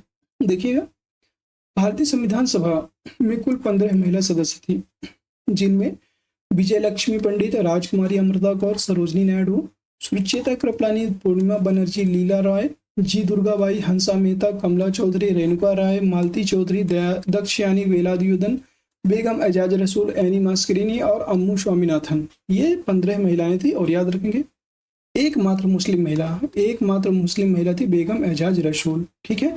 और एकमात्र अंग्रेज महिला थी, कौन थी? एनी मास्करीनी। एकमात्र अंग्रेज महिला थी आपकी एनी मास्करीनी, और एकमात्र मुस्लिम महिला थी बेगम एजाज रसूल। कई बार इनसे क्वेश्चन बन जाता है। 52 नंबर प्रश्न है, 52 नंबर क्वेश्चन है, संविधान सभा में भारतीय संविधान का तृतीय वाचन कब प्रारंभ हुआ था? तीसरा वाचन कब प्रारंभ हुआ था? याद रखेंगे तीसरा वाचन आपको कब प्रारंभ होता है? 14 नवंबर 1949 को। 14 नवंबर 1949 को ये ऑप्शन करेक्ट हो जाएगा। संविधान पर तीसरी बार 14 नवंबर 1949 से विचार होना शुरू हुआ और B.R. अम्बेडकर ने the constitutions as settled by the assembly be passed प्रस्ताव पेश किया और संविधान के प्रारूप को पेश कर इस प्रस्ताव को 26 नवंबर 1949 को पारित कर दिया गया था। ये भी आप याद रखेंगे। अब संविधान पर विदेशी प्रभाव, क्या क्या विदेशी प्रभाव थे? कुछ क्वेश्चन यहाँ से बन रहे हैं, इनको जरूर एक बार देख लीजिएगा। कुछ क्वेश्चन है, इनको देख लीजिए। संविधान पर विदेशी प्रभाव, कहाँ कहाँ से विदेशी प्रभाव पड़े उसके बारे में देखते हैं। 53 नंबर प्रश्न है, इंडिया अर्थात भारत राज्यों का एक संघ होगा भारतीय संविधान में, और यूनियन शब्द किस देश के संविधान से ग्रहण किया गया है? आपने आर्टिकल 1 में ही पढ़ा है, जो अनुच्छेद 1 है उसमें दिया हुआ है कि इंडिया अर्थात Bharat shall be union of state, मतलब भारत जो है राज्यों का एक संघ होगा। तो यह कथन दिया गया था, यह यूनियन शब्द लिया गया था कनाडा के संविधान से। सी ऑप्शन करेक्ट हो जाएगा, कनाडा। इंडिया अर्थात भारत राज्यों का एक संघ होगा। भारतीय संविधान यूनियन शब्द कनाडा के संविधान से लिया गया है और यह संसदीय प्रणाली की सरकार वाला एक स्वतंत्र प्रभुसत्ता संपन्न समाजवादी लोकतंत्रात्मक गणराज्य है, और यह गणराज्य भारत के संविधान के अनुसार शासित है, जिसे संविधान सभा के द्वारा 26 नवंबर 1949 को ग्रहण किया गया तथा 26 जनवरी 1950 को प्रवर्तन हुआ था। 54 नंबर क्वेश्चन, 54 नंबर प्रश्न है, क्या आप मुझे एक भी स्वतंत्र देश दिखा सकते हैं जहां पृथक मताधिकार हो? डैश अंग्रेज जा चुके हैं परंतु वे शरारत छोड़ गए हैं। ये कथन किसके द्वारा कहा गया था? उपरोक्त जो वाक्य है संविधान सभा के बहस में कहा था, किसके द्वारा कहा गया था? याद रखिए सरदार वल्लभ भाई पटेल। जो सरदार वल्लभ भाई पटेल जी हैं, इनके द्वारा यह कथन कहा गया था कि क्या आप मुझे एक भी स्वतंत्र देश ऐसा दिखा सकते हैं जहां पृथक मताधिकार हो, अंग्रेज जा चुके हैं परंतु वे शरारत छोड़ गए हैं। और यह कथन था सरदार वल्लभ भाई पटेल जी का। यूपीपीसीएस प्री 2021 में क्वेश्चन पूछा गया था, देख सकते हैं आप। संविधान सभा के बहस में सरदार वल्लभ भाई पटेल ने कहा था कि क्या आप मुझे एक भी स्वतंत्र देश दिखा सकते हैं जहां पृथक मताधिकार हो और अंग्रेज जा चुके हैं परंतु वे शरारत छोड़ गए हैं। 55 नंबर प्रश्न है, 55, भारतीय संविधान में राज्य के नीति निर्देशक तत्वों को निम्न में से किस देश के संविधान से लिया गया है? राज्य के नीति निर्देशक तत्व डीपीएसपी, यह आपके आयरलैंड के संविधान से लिए गए हैं। सी ऑप्शन करेक्ट हो जाएगा, आयरलैंड। देखिए बहुत बार ये क्वेश्चन पूछा गया है, आप देख सकते हैं बार बार ये क्वेश्चन पूछा गया है। भारतीय संविधान में राज्य के नीति निर्देशक तत्व आयरलैंड के संविधान से लिए गए हैं, और भारत का संविधान विश्व का सबसे विस्तृत और लिखित संविधान है, याद रखिएगा। भारतीय संविधान के स्रोत एक बार देख लेते हैं हम लोग, ताकि आगे जितने भी क्वेश्चन बनेंगे यहाँ से ही बनेंगे। ब्रिटिश संविधान से हम लोगों ने क्या क्या लिया है? ब्रिटिश संविधान से संसदीय शासन प्रणाली ली गई है, विधि निर्माण प्रक्रिया ली गई है, और इकहरी नागरिकता ली गई है, और विधि का शासन इसमें शामिल किया गया है। संयुक्त राज्य अमेरिका के संविधान से क्या क्या लिया गया? मौलिक अधिकार, संविधान की सर्वोच्चता, स्वतंत्र न्यायपालिका, न्यायिक पुनर्विलोकन, और राष्ट्रपति पर महाभियोग की प्रक्रिया, उपराष्ट्रपति, ये जितने भी प्रावधान हैं ये सभी संयुक्त राज्य अमेरिका यूएसए के संविधान से लिए गए हैं। फ्रांस की बात करेंगे, फ्रांस से क्या क्या लिया गया? गणतंत्रात्मक ढांचा, स्वतंत्रता, समता और बंधुता के आदर्श, ये सभी फ्रांस के संविधान से लिया गया है। आयरलैंड के संविधान की हम बात करेंगे, राज्य के नीति निर्देशक तत्व और राष्ट्रपति के निर्वाचन में निर्वाचक मंडल की व्यवस्था आयरलैंड के संविधान से ली गई है, और राज्यसभा में कला, साहित्य, विज्ञान आदि से संबंधित विशिष्ट व्यक्तियों के मनोनयन की प्रणाली भी आयरलैंड के संविधान से ली गई है। अब बात करते हैं हम ऑस्ट्रेलिया के संविधान की। ऑस्ट्रेलिया के संविधान से क्या क्या लिया गया? प्रस्तावना की भाषा, समवर्ती सूची और वाणिज्य समागम संयुक्त बैठक। वाणिज्य समागम और संयुक्त बैठक को ऑस्ट्रेलिया के संविधान से लिया गया है। कनाडा के संविधान, कनाडा के संविधान की बात करेंगे। कनाडा के संविधान से संघात्मक व्यवस्था, अवशिष्ट शक्तियां, सबल केंद्रीय प्रणाली, ये सब लिया गया है। जर्मनी का वाइमर संविधान, जर्मनी के वाइमर संविधान से आपातकाल में राष्ट्रपति की मौलिक अधिकार संबंधी शक्ति को लिया गया है। दक्षिण अफ्रीका का संविधान की बात करेंगे तो यह संविधान संशोधन की पद्धति ली गई है। जापान का संविधान, इसमें विधि द्वारा स्थापित प्रक्रिया को लिया गया है। और पूर्व सोवियत संघ का संविधान, इसमें मूल कर्तव्यों को लिया गया है। ठीक है, ये कुछ प्रमुख संविधान से जहां से भारत के द्वारा ग्रहण किया गया अपने संविधान में बातें। अगला प्रश्न 56 नंबर क्वेश्चन है, निम्नलिखित में से कौन सा एक युग्म सही सुमेलित नहीं है? प्रावधान और स्रोत अब बताइएगा। सारे कुछ हमने बता चुके हैं। मौलिक अधिकार यूएसए से लिया गया है, संयुक्त राज्य अमेरिका, एकदम सही है। राज्य के नीति निर्देशक तत्व तो आयरलैंड से लिए गए हैं। केंद्र की अवशिष्ट शक्तियां आपकी ऑस्ट्रेलिया से ली गई, ये गलत है। केंद्र की अवशिष्ट शक्तियां नहीं, समवर्ती सूची को ऑस्ट्रेलिया से लिया गया है, इसलिए ये गलत हो जाएगा। आपातकालीन शक्तियां ये जर्मनी के वाइमर संविधान से ली गई हैं, ये कथन भी सही है। सी ऑप्शन राइट हो जाएगा। केंद्र की अवशिष्ट शक्तियां ये गलत हो जाएगा आपका। ठीक है, अगला प्रश्न है 57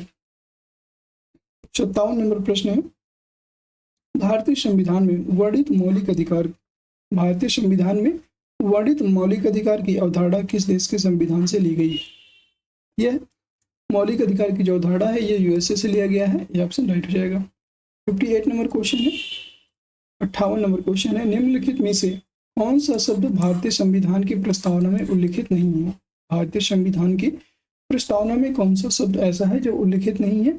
यह संप्रभुता, लोकतंत्रात्मक, पंथ निरपेक्ष या संघीय। तो संघीय शब्द का उल्लेख नहीं है, डी ऑप्शन करेक्ट हो जाएगा। ये आपको यूपीपीएससी प्री में पूछा गया था।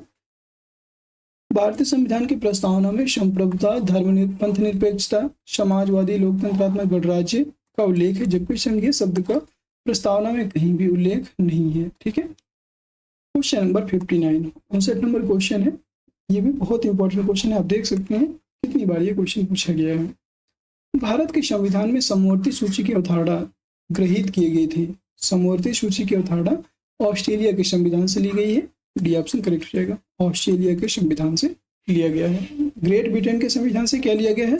संसदीय शासन प्रणाली को लिया गया है, विधि का शासन लिया गया है। यूएसए के संविधान से मौलिक कर्तव्य, न्यायिक पुनर्विलोकन, ये सभी यूएसए से लिए गए हैं। कनाडा के संविधान से आपको अभी बताया था संघीय व्यवस्था ली गई है। ठीक है, और ऑस्ट्रेलिया के संविधान से समवर्ती सूची लिया गया है, डी ऑप्शन राइट हो जाएगा। अगला प्रश्न क्वेश्चन नंबर 60, क्वेश्चन नंबर 60, हम न्यायिक पुनर्विलोकन की व्यवस्था देखते हैं। अभी बता दिया आपको क्वेश्चन, ये इसका आंसर भी बता दिया। हम न्यायिक पुनर्विलोकन की व्यवस्था देखते हैं केवल और केवल भारत और यूएसए में, क्योंकि भारत में यूएसए से ही ग्रहण की गई है न्यायिक पुनर्विलोकन की व्यवस्था, डी ऑप्शन करेक्ट हो जाएगा। न्यायिक पुनरावलोकन, डी ऑप्शन यहाँ पे राइट हो जाएगा। इसके बारे में देख लीजिएगा। न्यायिक पुनर्विलोकन की व्यवस्था भारत और यूएसए दोनों देशों में है। न्यायिक पुनर्विलोकन के अंतर्गत न्यायालयों को शक्ति है कि वह विधानमंडल के कानूनों तथा कार्यपालिका के आदेशों की जांच कर सकते हैं, और यदि ये कानून अथवा आदेश संविधान के विरुद्ध हो तो उनको असंवैधानिक एवं अवैध घोषित कर सकते हैं। भारतीय संविधान द्वारा उच्चतम न्यायालय, सुप्रीम कोर्ट जिसे बोलते हैं, उच्चतम न्यायालय तथा उच्च न्यायालय और हाई कोर्ट को अनुच्छेद 13, 32 और 226 में न्यायिक पुनर्विलोकन की शक्ति प्रदान की गई है, याद रखिएगा। क्वेश्चन है, भारतीय संविधान में मौलिक कर्तव्यों का विचार कहाँ से लिया गया था? अमेरिकन संविधान से, ब्रिटिश, रूस या फ्रांस के संविधान से? तो याद रखिए मौलिक कर्तव्य, मौलिक कर्तव्यों की बात करेंगे तो मौलिक कर्तव्य का प्रावधान रूस के संविधान से लिया गया था, सी ऑप्शन करेक्ट रहेगा। ये आपको UP lower PCS pre GS में पूछा गया था। यूपी पीसीएस और यूपी पीसीएस 2 बार क्वेश्चन ऑप्शनल में पूछा गया है, याद रखिएगा। सोवियत संघ रूस के संविधान से प्रेरणा ग्रहण करके षोडश समिति की सिफारिशों को स्वीकार करते हुए 42वें संविधान संशोधन 1976 द्वारा संविधान में एक नया भाग 4 का जोड़ा गया। इसमें मात्र एक अनुच्छेद 51 का में नागरिकों के लिए 10 मूल कर्तव्यों का विशेष उल्लेख किया गया है, और वर्तमान में अनुच्छेद 51 का के अंतर्गत मौलिक कर्तव्यों की कुल संख्या 11 है, और 11वां मूल कर्तव्य अनुच्छेद 51 का 86वां संविधान संशोधन 2002 के द्वारा जोड़ा गया था। अगला प्रश्न है क्वेश्चन नंबर 62। 62 नंबर प्रश्न है, भारतीय संविधान के अनुच्छेद 14 में प्रयुक्त वाक्यांश कानून के समक्ष समानता के संविधान से उद्धृत है। कानून के समक्ष समानता जो अनुच्छेद 14 में है और यह किस संविधान से लिया गया है ये बताना है। ब्रिटेन, इसका राइट आंसर हो जाएगा ब्रिटेन, ये ऑप्शन करेक्ट हो जाएगा। ये आपको UPPCS pre optional political science में क्वेश्चन पूछा गया था। भारतीय संविधान के अनुच्छेद 14 में प्रयुक्त वाक्यांश कानून के समक्ष समानता ब्रिटेन के संविधान से लिया गया है और इस अनुच्छेद में कहा गया है कि भारत के राज्य क्षेत्र में किसी भी व्यक्ति को कानून के समक्ष समानता या कानून के समान संरक्षण से वंचित नहीं करेगा। कानून का समान संरक्षण शब्दावली अमेरिका के संविधान से लिया गया है। अगला प्रश्न है आपका क्वेश्चन नंबर 63। 63 नंबर प्रश्न है, नीचे दो सूचियां दी गई हैं। एक में भारतीय संविधान के प्रावधान है और तथा दूसरे में वे देश जहां से उन्हें ग्रहण किया गया है उन्हें सम्मिलित कीजिए तथा सूचियों के नीचे दिए गए कूट का प्रयोग करते हुए सही उत्तर का चयन करना है। एक तरफ आपके देश दिए हुए हैं और एक तरफ उनके द्वारा लिए गए उन देशों से लिए गए प्रावधान है। एक बार देख लेते हैं। विधि के समक्ष समानता, अभी आपको बताया विधि के समक्ष समानता ये आपका लिया गया है इंग्लैंड या ब्रिटेन से, तो ए का 2 हो जाएगा। फिर यहाँ पे हो जाएगा आपका विधि का समान संरक्षण ये आपका संयुक्त राज्य अमेरिका यूएसए से लिया गया है। विधि द्वारा स्थापित प्रक्रिया जापान से ली गई है और शैक्षणिक संस्थाओं के लिए राज्य द्वारा अनुदान दिया जाएगा, ये आयरलैंड के संविधान से लिया गया है। तो इसका राइट आंसर हो जाएगा आपका A2B1 बी ऑप्शन इसका राइट हो जाएगा। ध्यान से देखिएगा, बी ऑप्शन करेक्ट हो जाएगा। अगला प्रश्न है क्वेश्चन नंबर, नेक्स्ट देखिए ये कंप्लीट हो गया। Question number 64। 64 नंबर प्रश्न है। 64 नंबर क्वेश्चन है कि भारतीय संविधान के स्रोतों की दृष्टि से निम्न में कौन सा युग्म सही रूप में संबंध नहीं है। भारतीय संविधान के स्रोतों की दृष्टि से कौन सा युग्म सही रूप से संबंधित नहीं है, सही रूप से सम्मिलित नहीं है। कनाडा के संविधान से यूनियन शब्द लिया गया है, एकदम सही है, संघ का कॉन्सेप्ट यहीं से लिया गया था। फिर अमेरिकी संविधान से न्यायिक पुनर्विलोकन और मूल अधिकार लिए गए थे, एकदम सही है। ब्रिटिश संविधान से संसदीय व्यवस्था ली गई है, ये भी सही है। ऑस्ट्रेलिया के संविधान से संविधान में संशोधन नहीं, संविधान संशोधन की प्रक्रिया आपकी साउथ अफ्रीका के संविधान से ली गई है और ऑस्ट्रेलिया के संविधान से आपका समवर्ती सूची वगैरह लिया गया है, तो इसलिए ये गलत हो जाएगा और यही इसका राइट है। ठीक है, आंसर यही हो जाएगा डी ऑप्शन। ये आपको UPPCS pre optional political science में 1996 में प्रश्न पूछा गया था। अगला प्रश्न क्वेश्चन नंबर 65, 65 नंबर क्वेश्चन है। भारत में संघ राज्य संबंध में डैश समानता पाई जाती है। संघ राज्य संबंध में कहाँ के? ऑस्ट्रेलियाई संविधान, कनाडाई संविधान, भारत सरकार अधिनियम 1935 या अमेरिकी संविधान। तो याद रखेंगे कनाडा के संविधान में और भारत सरकार अधिनियम 1935 में संघ राज्य संबंध में समानता पाई जाती है, तो याद रखेंगे 2 और 3 इसका राइट हो जाएगा। अगला प्रश्न है क्वेश्चन नंबर 66। Question number 66। अब यहाँ से कुछ क्वेश्चन है। संविधान की प्रस्तावना, उद्देश्य का विषय वस्तु एवं महत्व, preamble of the constitution, subject and its importance से जितने भी क्वेश्चन बनेंगे वो हम चलिए शुरू करते हैं। 66 नंबर प्रश्न है। देखिए संविधान की प्रस्तावना से बार बार क्वेश्चन पूछे जाते हैं और किस बेस पर कैसे क्वेश्चन पूछे जाते हैं यहाँ पे आपको देखने और समझने को मिलेगा। निम्नलिखित घटना और सेम टू सेम क्वेश्चन आपके एग्जाम में ऐसे ही जैसे क्वेश्चन इसमें दिए हुए हैं ऐसे ही क्वेश्चन वहां पे पूछने वाला है, तो आपको ये आइडिया हो जाएगा कि क्वेश्चन किस टाइप से पूछते हैं। निम्नलिखित घटनाओं पर विचार कीजिए और लास्ट में मैं आपको कुछ क्वेश्चन ऐसे कराऊंगा जो आपके एग्जाम में ही आने वाले हैं, वो बहुत इंपॉर्टेंट है और उनको आप देखेंगे तो आपको ये हो जाएगा कि आपकी तैयारी बेहतर हो गई है। कुछ क्वेश्चन ऐसे हैं लास्ट में जिनको सभी से लास्ट में रखा गया है, देखिएगा और फिर आप बताइएगा। निम्नलिखित घटनाओं पर विचार कीजिए तथा उन्हें सही कालक्रम में व्यवस्थित कीजिए। Sajjan Singh case, Berubari case, Golaknath case या केशवानंद भारती केस। तो सबसे पहले इसमें आता है बेरुवारी केस, आपको 1960 में आता है। सज्जन सिंह केस 1965 में आता है और गोलकनाथ केस 1967 में आता है और केशवानंद भारती केस 1973 में आता है। ठीक है, तो ये अब देखिए सबसे पहला हो जाएगा आपको ये 1965 में है सज्जन सिंह केस। सेकंड नंबर आएगा सबसे पहले, फिर आएगा आपको फर्स्ट, सेकंड, फर्स्ट, ये डी ऑप्शन करेक्ट हो जाएगा। Third, fourth. बेरुवारी केस 1960, सज्जन सिंह केस 1965, गोलकनाथ केस 1967 और केशवानंद भारती केस 1973। 67 नंबर प्रश्न है, भारतीय संघवाद को सहयोगी संघवाद निम्नलिखित में से किसने कहा था? सहयोगी संघवाद, ये कहने वाले थे ग्रेनविल ऑस्टिन। ग्रेनविल ऑस्टिन ने भारतीय संघवाद को सहयोगी संघवाद कहा और भारत क्षेत्र एवं जनसंख्या की दृष्टि से अत्यधिक विशाल और बहुत अधिक विविधताओं से परिपूर्ण देश है और ऐसी स्थिति में भारत की संघात्मक व्यवस्था को अपनाना स्वाभाविक था। अनुच्छेद 1 के अनुसार भारत राज्यों का एक संघ होगा। आप सभी ने पढ़ा है, India that shall be union of the state. भारतीय संविधान में संघीय संविधान के लक्षण प्रमुख रूप से और एकात्मक शासन के लक्षण गौण रूप से विद्यमान है, इसलिए भारतीय संविधान को एकात्मकता की ओर झुकाव के साथ संघीय व्यवस्था के रूप में जाना जाता है।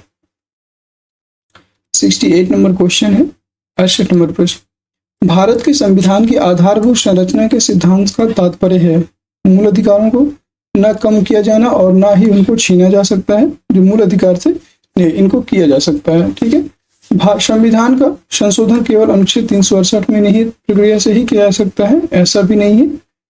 केवल नहीं होगा, जहाँ पे केवल होगा वो तो गलत हो जाता है, आप जानते हैं। संविधान की उद्देशिका का संशोधन नहीं किया जा सकता क्योंकि वह संविधान का भाग नहीं है और साथ ही वह संविधान की आत्मा को प्रतिबिंबित करती है। नहीं, 1973 का जो मामला था उसमें संविधान का भाग प्रस्तावना को कहा गया, इसलिए ये भी गलत हो जाएगा। संविधान के कुछ लक्षण इतने अनिवार्य हैं कि उनका संशोधन नहीं किया जा सकता, ये कथन एकदम सही है। कुछ ऐसे चीजें हैं जिस पर संशोधन नहीं किया जा सकता और यही आपको राइट हो जाएगा, डी ऑप्शन।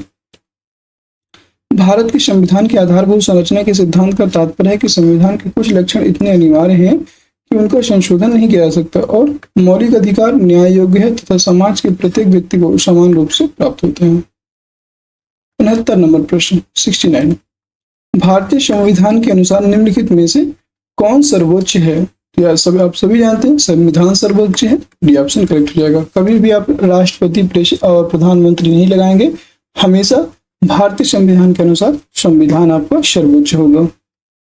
अगला प्रश्न है क्वेश्चन नंबर 70 नंबर प्रश्न है, भारतीय संविधान में कौन से भाग शांतिमय सामाजिक क्रांति के प्रति संविधान निर्माताओं की प्रतिबद्धता प्रदर्शित करते हैं? याद रखिए, ये हो जाएगा प्रस्तावना, मूल अधिकारों से संबंधित भाग 3 और नीति निर्देशक सिद्धांतों से संबंधित भाग 4। ये उपयुक्त तीनों ऐसे हैं जो शांतिमय सामाजिक क्रांति के प्रति संविधान निर्माताओं की प्रतिबद्धता को प्रदर्शित करते हैं, डी ऑप्शन करेक्ट हो जाएगा। अगला प्रश्न है क्वेश्चन नंबर 71 नंबर क्वेश्चन है, राष्ट्रीय पंचांग कब स्वीकार किया? राष्ट्रीय पंचांग को कब स्वीकार किया गया? याद रखेंगे, राष्ट्रीय पंचांग को 22 मार्च 1957 को स्वीकार किया गया था, बी ऑप्शन करेक्ट हो जाएगा। भारत का राष्ट्रीय पंचांग शक संवत पर आधारित है और राष्ट्रीय पंचांग स्थायी रूप से ग्रिगोरियन कैलेंडर से मिलता है और इसमें चैत्र 22 मार्च को, जबकि लीप वर्ष में चैत्र 21 मार्च को होता है। अगला प्रश्न है क्वेश्चन नंबर 72 नंबर प्रश्न है, निम्नलिखित उद्देश्यों में से कौन सा एक भारत के संविधान की प्रस्तावना में वर्णित नहीं है? विचार की स्वतंत्रता सही है, आर्थिक स्वतंत्रता, अभिव्यक्ति की स्वतंत्रता, विश्वास की स्वतंत्रता। देखिए, स्वतंत्रता 5 प्रकार की दी हुई है भारतीय संविधान में, भारतीय संविधान की प्रस्तावना में, लेकिन आर्थिक स्वतंत्रता की बात नहीं की गई। विचार, अभिव्यक्ति, विश्वास, धर्म और उपासना की स्वतंत्रता, ये आर्थिक स्वतंत्रता नहीं होता, आर्थिक न्याय होता है, इसलिए बी ऑप्शन इसमें राइट हो जाएगा, इसका वर्णन नहीं है। ठीक है, और जब 5 प्रकार की स्वतंत्रता है, देख सकते हैं, विचार, अभिव्यक्ति, धर्म, विश्वास एवं उपासना की स्वतंत्रता, और 3 प्रकार के न्याय हैं, सामाजिक, आर्थिक और राजनीतिक, और 2 प्रकार की समानता है, प्रतिष्ठा और अवसर का उल्लेख मिलता है उनमें। अगला प्रश्न 73 नंबर प्रश्न है, 73 नंबर क्वेश्चन है आपका, निम्नलिखित मामलों में से किसमें भारत के सर्वोच्च न्यायालय की प्रस्तावना को भारतीय संविधान का भाग नहीं बताया है? निम्नलिखित मामलों में किसमें भारत के सर्वोच्च न्यायालय ने प्रस्तावना को भारतीय संविधान का भाग नहीं बताया? प्रस्तावना को भारतीय संविधान का भाग नहीं बताया था आपका बेरुवारी केस, जो आपको 1960 में आया था बेरुवारी केस, इसमें नहीं बताया गया था, लेकिन 1973 में दोबारा से बताया गया कि केशवानंद भारतीवाद में उच्चतम न्यायालय ने प्रस्तावना को भारतीय संविधान का हिस्सा या अंग मान लिया था। अगला प्रश्न क्वेश्चन नंबर 74 74 74 नंबर प्रश्न है, संविधान की प्रस्तावना विधिक स्वरूप क्या है? जो संविधान की प्रस्तावना है इसका विधिक रूप से विधिक स्वरूप क्या है बताइएगा। याद रखेंगे, यह लागू किया जा सकता है नहीं, ये इसका विधिक स्वरूप है कि यह लागू नहीं किया जा सकता, मतलब जब आप माने या ना माने ये आपके ऊपर डिपेंड करता है। तो यह फोर्सफुली लागू नहीं किया जा सकता, बी ऑप्शन करेक्ट रहेगा। ये आपको यूपीपीएससी प्री 2019 और 2015 में पूछा गया, फिर आपको यूपीपीएससी फूड सेफ्टी इंस्पेक्टर में पूछा गया 2013 में, यूपीपीएससी प्री और यूपीपीएससी असिस्टेंट स्टेट ऑफिसर, कई बार ये एग्जाम रिपीट हुआ है।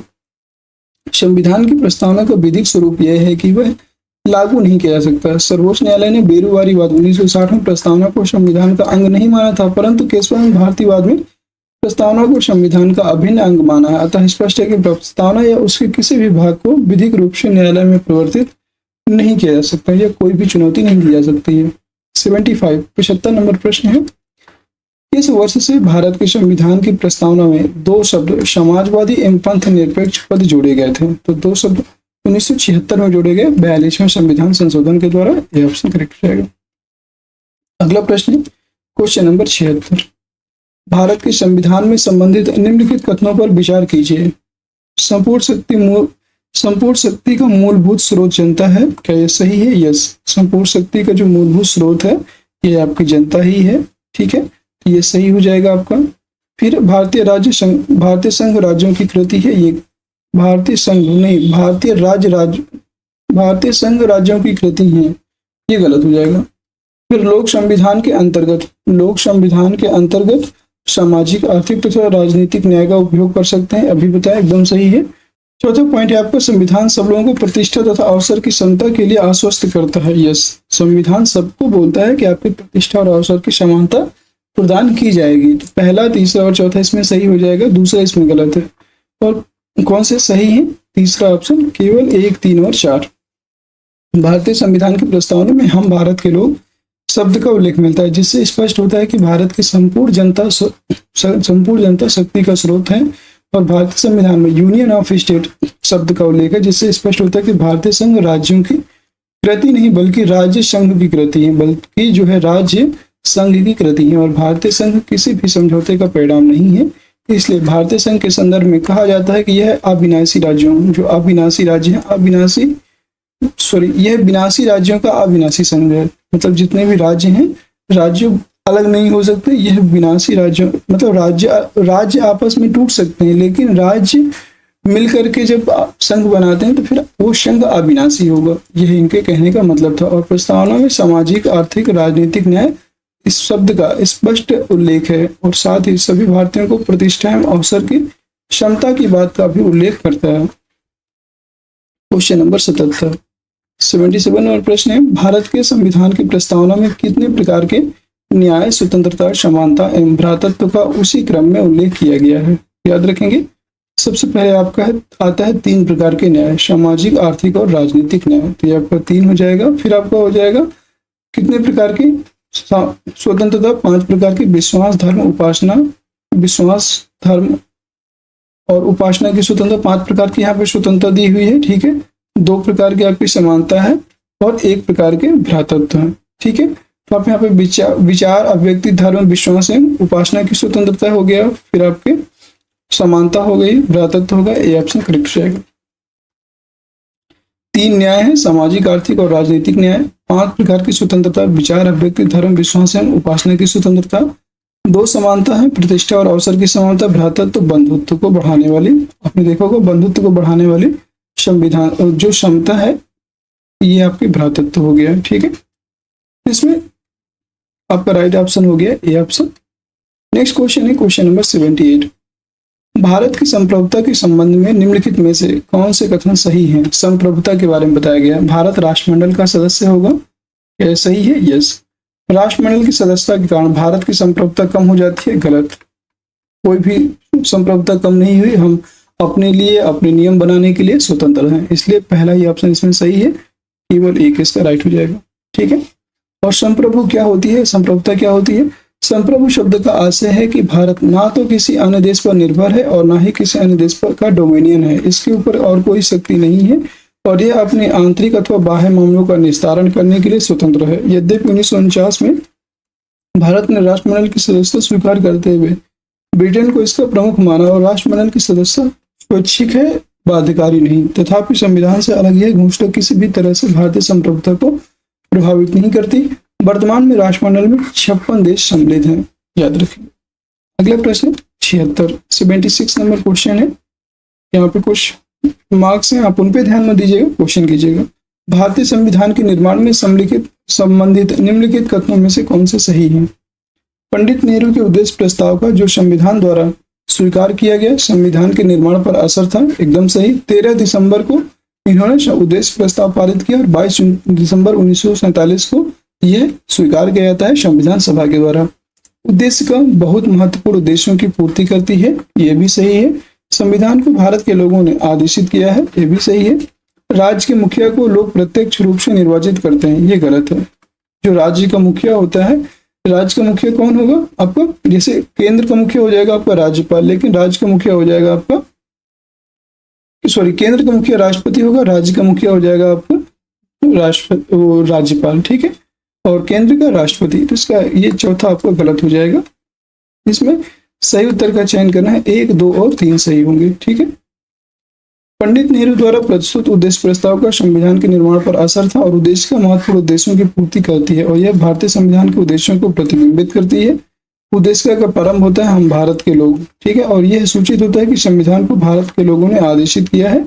हम भारत के लोग, इससे स्पष्ट है कि भारतीय संविधान का स्रोत भारत की जनता है और भारतीय जनता ने अपनी संप्रभु इच्छा को इस संविधान के माध्यम से व्यक्त किया है कि भारत में संसदीय प्रजातंत्र, जो संसदीय व्यवस्था है, उसको अपनाया गया है और जिसमें कार्यात्मक प्रधान या राज्य का प्रधान नाम मात्र का प्रमुख होता है और अप्रत्यक्ष निर्वाचन द्वारा चुना जाता है।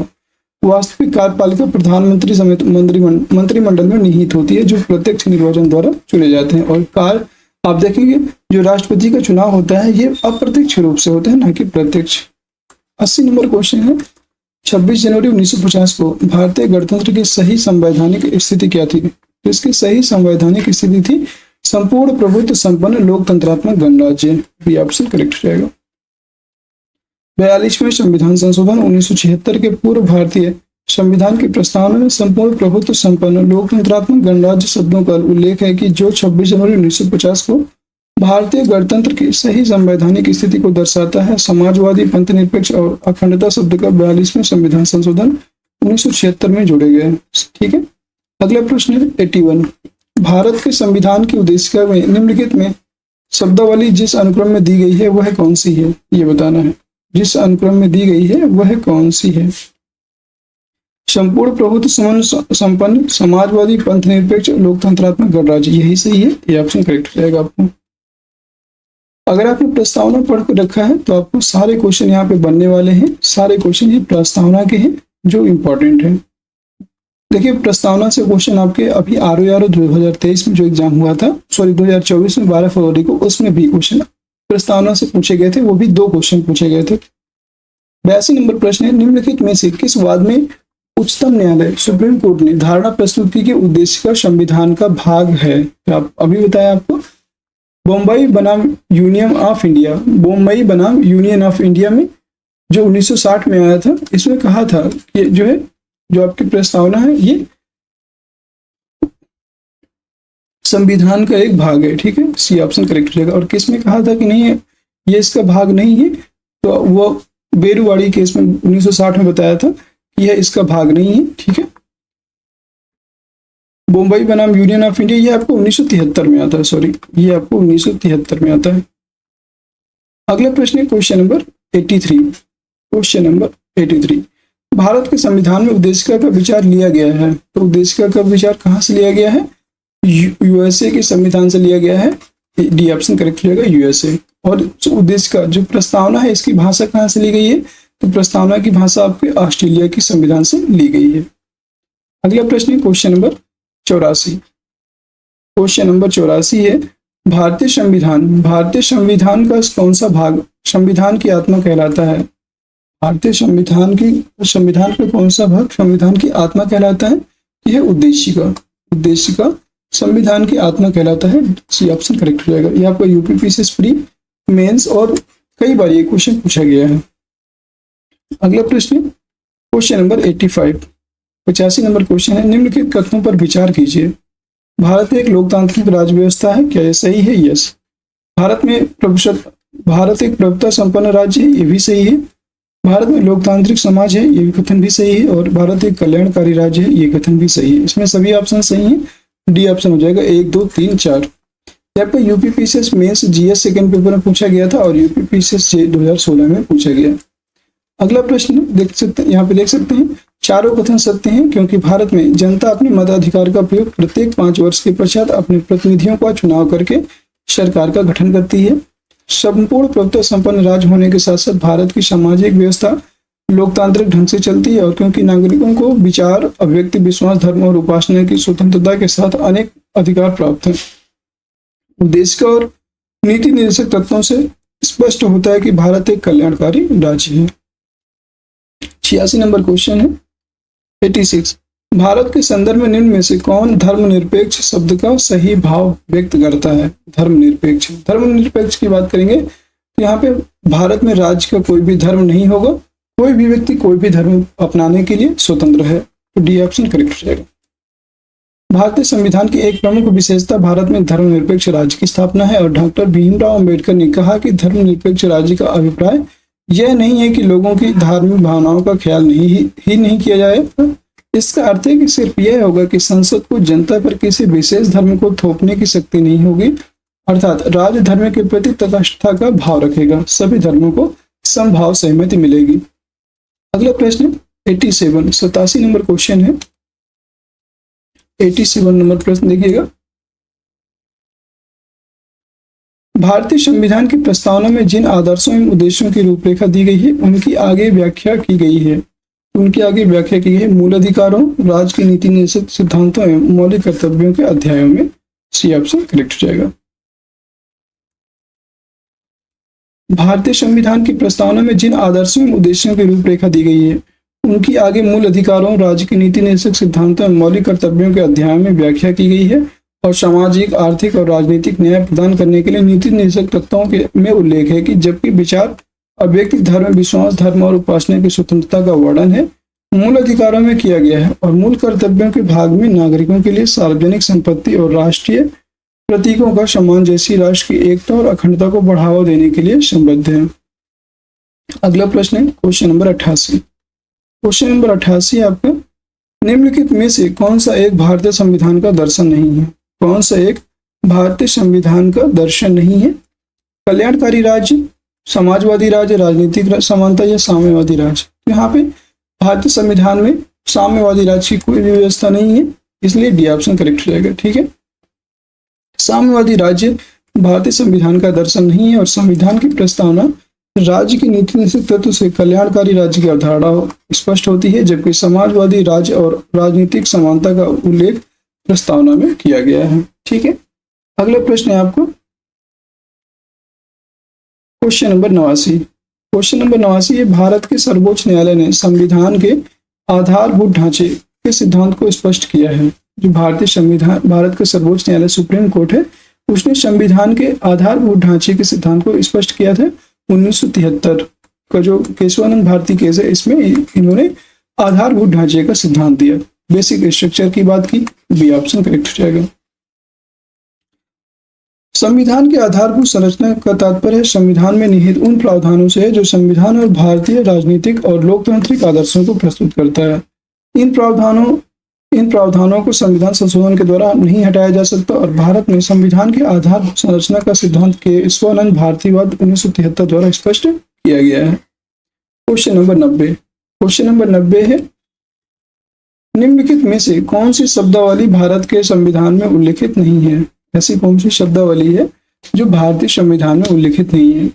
वार्षिक वित्तीय विवरण, विनियोग विधेयक, बजट या भारत की संचित निधि। तो याद रखेंगे इसमें बजट शब्द का कोई भी प्रावधान नहीं है। सी ऑप्शन करेक्ट हो जाएगा। बजट के स्थान पर वार्षिक वित्तीय विवरण को लिखा गया है। ठीक है, भारतीय संविधान में बजट शब्द का कहीं भी उल्लेख नहीं किया गया और यह फ्रेंच भाषा के शब्द बुजेट से बना है और जिसका अर्थ होता है चमड़े का थैला।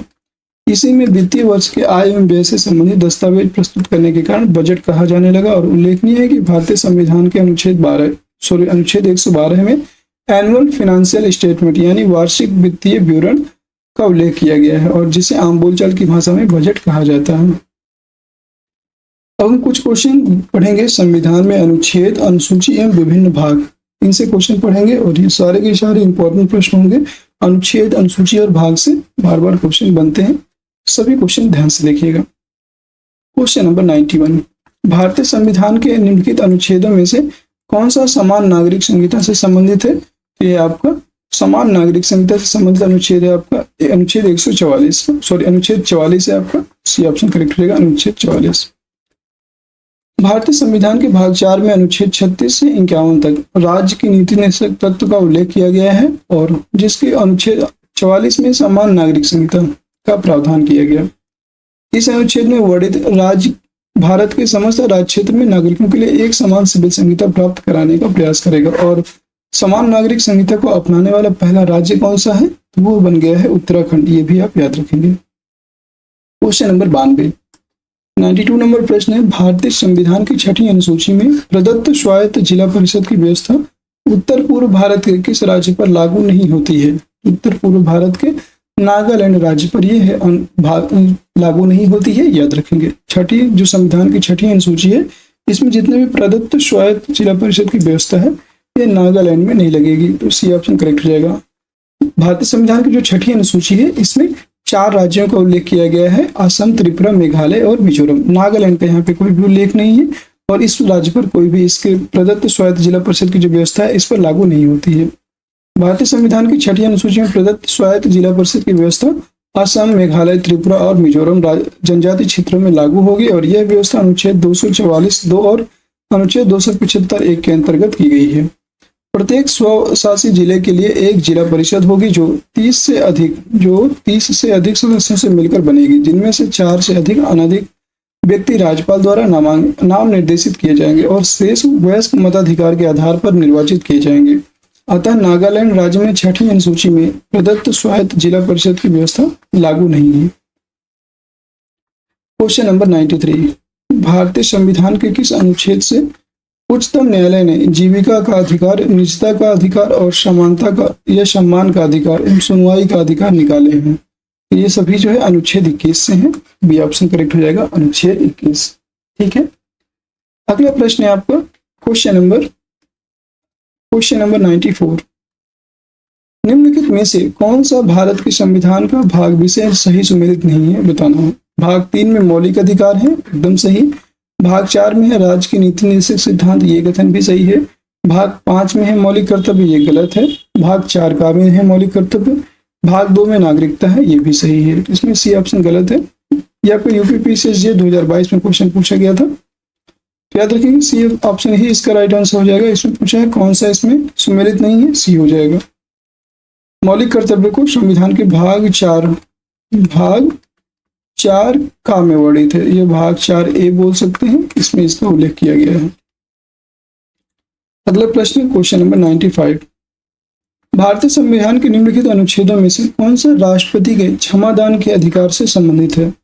अनुच्छेद 72। अनुच्छेद 72 में संविधान जो राष्ट्रपति हैं, राष्ट्रपति के क्षमादान की शक्तियां प्रस्तुत हैं, बी ऑप्शन करेक्ट रहेगा। भारतीय संविधान के अनुच्छेद 72 राष्ट्रपति के क्षमादान के अधिकार से संबंधित है। राष्ट्रपति को किसी अपराध के लिए सिद्ध दोष ठहराए गए किसी व्यक्ति के दंड को क्षमा करना, उसका प्रविलंबन, विराम या परिहार करने की अथवा दंडादेश के निलंबन, परिहार या लघुकरण की शक्ति होगी उन सभी मामले में जिनमें दंड या दंडादेश सेना न्यायालय ने दिया है और संघीय विधि के विरुद्ध किसी अपराध के लिए दिए गए दंड में। उन सभी मामलों में जिनमें दंडादेश, मृत्यु दंडादेश है, इन सभी मामलों में राष्ट्रपति क्षमादान का प्रयोग कर सकता है। अगला क्वेश्चन है 96 नंबर प्रश्न है, सूची 1 को सूची 2 से सुमेलित कीजिए तथा सूचियों के नीचे दिए गए कूट का प्रयोग करते हुए सही उत्तर का चयन करना है। संविधान का भाग 15, संविधान का भाग 15 किससे संबंधित है? इसका संबंध है आपका निर्वाचन से। संविधान का भाग 15 निर्वाचन से संबंधित है, ए का हो जाएगा 2। ठीक है, फिर संविधान का भाग 17, भाग 17 में आपका राजभाषा 343 अनुच्छेद में। संविधान का भाग 18 है। भाग 18 में है आपातकालीन उपबंध है। और संविधान के भाग 20 में है आपका संविधान संशोधन की प्रक्रिया। संविधान संशोधन आपके 20 में है, याद रखेंगे। तो A2B1 और C4D3, इसका राइट आंसर हो जाएगा A2B1। सी ऑप्शन करेक्ट हो जाएगा A2B1। ठीक है। संविधान के भाग 15 में निर्वाचन, संविधान के भाग 17 में राजभाषा, संविधान के भाग 18 में आपात उपबंध और संविधान के भाग 20 में संविधान संशोधन। देखिए, हमारा पूरा उद्देश्य है कि आपको क्वेश्चन याद हो जाए क्लास में। क्वेश्चन अगर सेम बने तो आपका सही हो जाए, ये मेन उद्देश्य है। और ये मत देखिएगा कि हम बुक से करवा रहे हैं। देखिए, बहुत लोग सोच रहे होंगे बुक से क्वेश्चन डायरेक्ट करवा रहे हैं, लेकिन ये बुक से जो क्वेश्चन है ये बहुत ही इंपॉर्टेंट होंगे आपके एग्जाम्स पर्सपेक्टिव से। क्वेश्चन सारे यहीं से बनते हैं और ये सभी प्रीवियस ईयर क्वेश्चंस हैं, तो आप कहीं से भी उठा के करेंगे, आपको करना ही पड़ेगा। या तो आप बुक खरीद लें, बुक से क्वेश्चन करें, या तो फिर हमारे साथ जुड़ करके आप कंटिन्यू लगातार क्वालिटी की प्रैक्टिस कर सकते हैं हमारे साथ। ठीक है। क्वालिटी में 100% आपके 6 से 7 क्वेश्चन जो आते हैं इसी क्लास से फंस जाएंगे। ठीक है।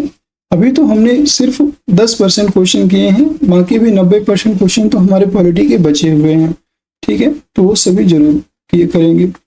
SR बम्बई केस में 9 न्यायाधीशों का पीठ द्वारा निम्नलिखित में से किस अनुच्छेद की न्यायिक समीक्षा की गई है? तो न्यायिक समीक्षा किस अनुच्छेद की गई है ये बताना है, और ये आपको अनुच्छेद 356 बी ऑप्शन करेक्ट हो जाएगा, अनुच्छेद 356। SR बम्बई बनाम भारत सरकार मामले में 1994 में सुप्रीम कोर्ट ने कहा था कि अनुच्छेद 356 के तहत यदि केंद्र सरकार राय में चुनी हुई सरकार को बर्खास्त करती है तो सरकार बर्खास्त करने के कारणों की सुप्रीम कोर्ट समीक्षा कर सकता है, और इस समय राष्ट्रपति शासन नाम दिया गया है। यह फैसला 9 जजों की बेंच ने 11 मार्च 1994 को दिया, और कुछ समय पूर्व 2019 में महाराष्ट्र में सरकार बनाने के लिए इस अनुच्छेद की मांग को स्पष्ट रूप से देखा भी गया। अगला प्रश्न है क्वेश्चन नंबर 98। वैकल्पिक उपबंध जो अंतर्राष्ट्रीय न्यायालय के अनिवार्य क्षेत्राधिकार को परिभाषित करता है कि उत्पत्ति अंतर्राष्ट्रीय न्यायालय की संविधि के लिए किस अनुच्छेद से होती है? यह आपका अनुच्छेद 36 से होती है। सी ऑप्शन करेक्ट हो जाएगा। अंतर्राष्ट्रीय न्यायालय के अनुच्छेद 36 के अनुसार वैकल्पिक उपबंध जो अंतर्राष्ट्रीय न्यायालय के अनिवार्य क्षेत्राधिकार को परिभाषित करता है, इसकी उत्पत्ति अंतर्राष्ट्रीय न्यायालय की संविधि 1 से होती है, और इसके 70 अनुच्छेद एवं 5 अध्याय हैं। Question number 99। भारतीय संविधान में पंचायतों के संबंध में भाग 9 संविधान में राज्य की नीति के निदेशक तत्वों से संबंधित किस अनुच्छेद के अनुसरण में सम्मिलित किया गया है? याद रखेंगे, यह आपका अनुच्छेद 40 में सम्मिलित किया गया। बी ऑप्शन करेक्ट हो जाएगा। अगला प्रश्न है, देखिए आप यहाँ पे देख सकते हैं कुछ अनुच्छेद दिए हुए हैं। अनुच्छेद 39 राज्य द्वारा अनुसरणीय कुछ नीति तत्व हैं। अनुच्छेद 40 में है ग्राम पंचायतों का गठन। अनुच्छेद 41 में है कुछ दशाओं में काम, शिक्षा और लोक सहायता पाने का अधिकार।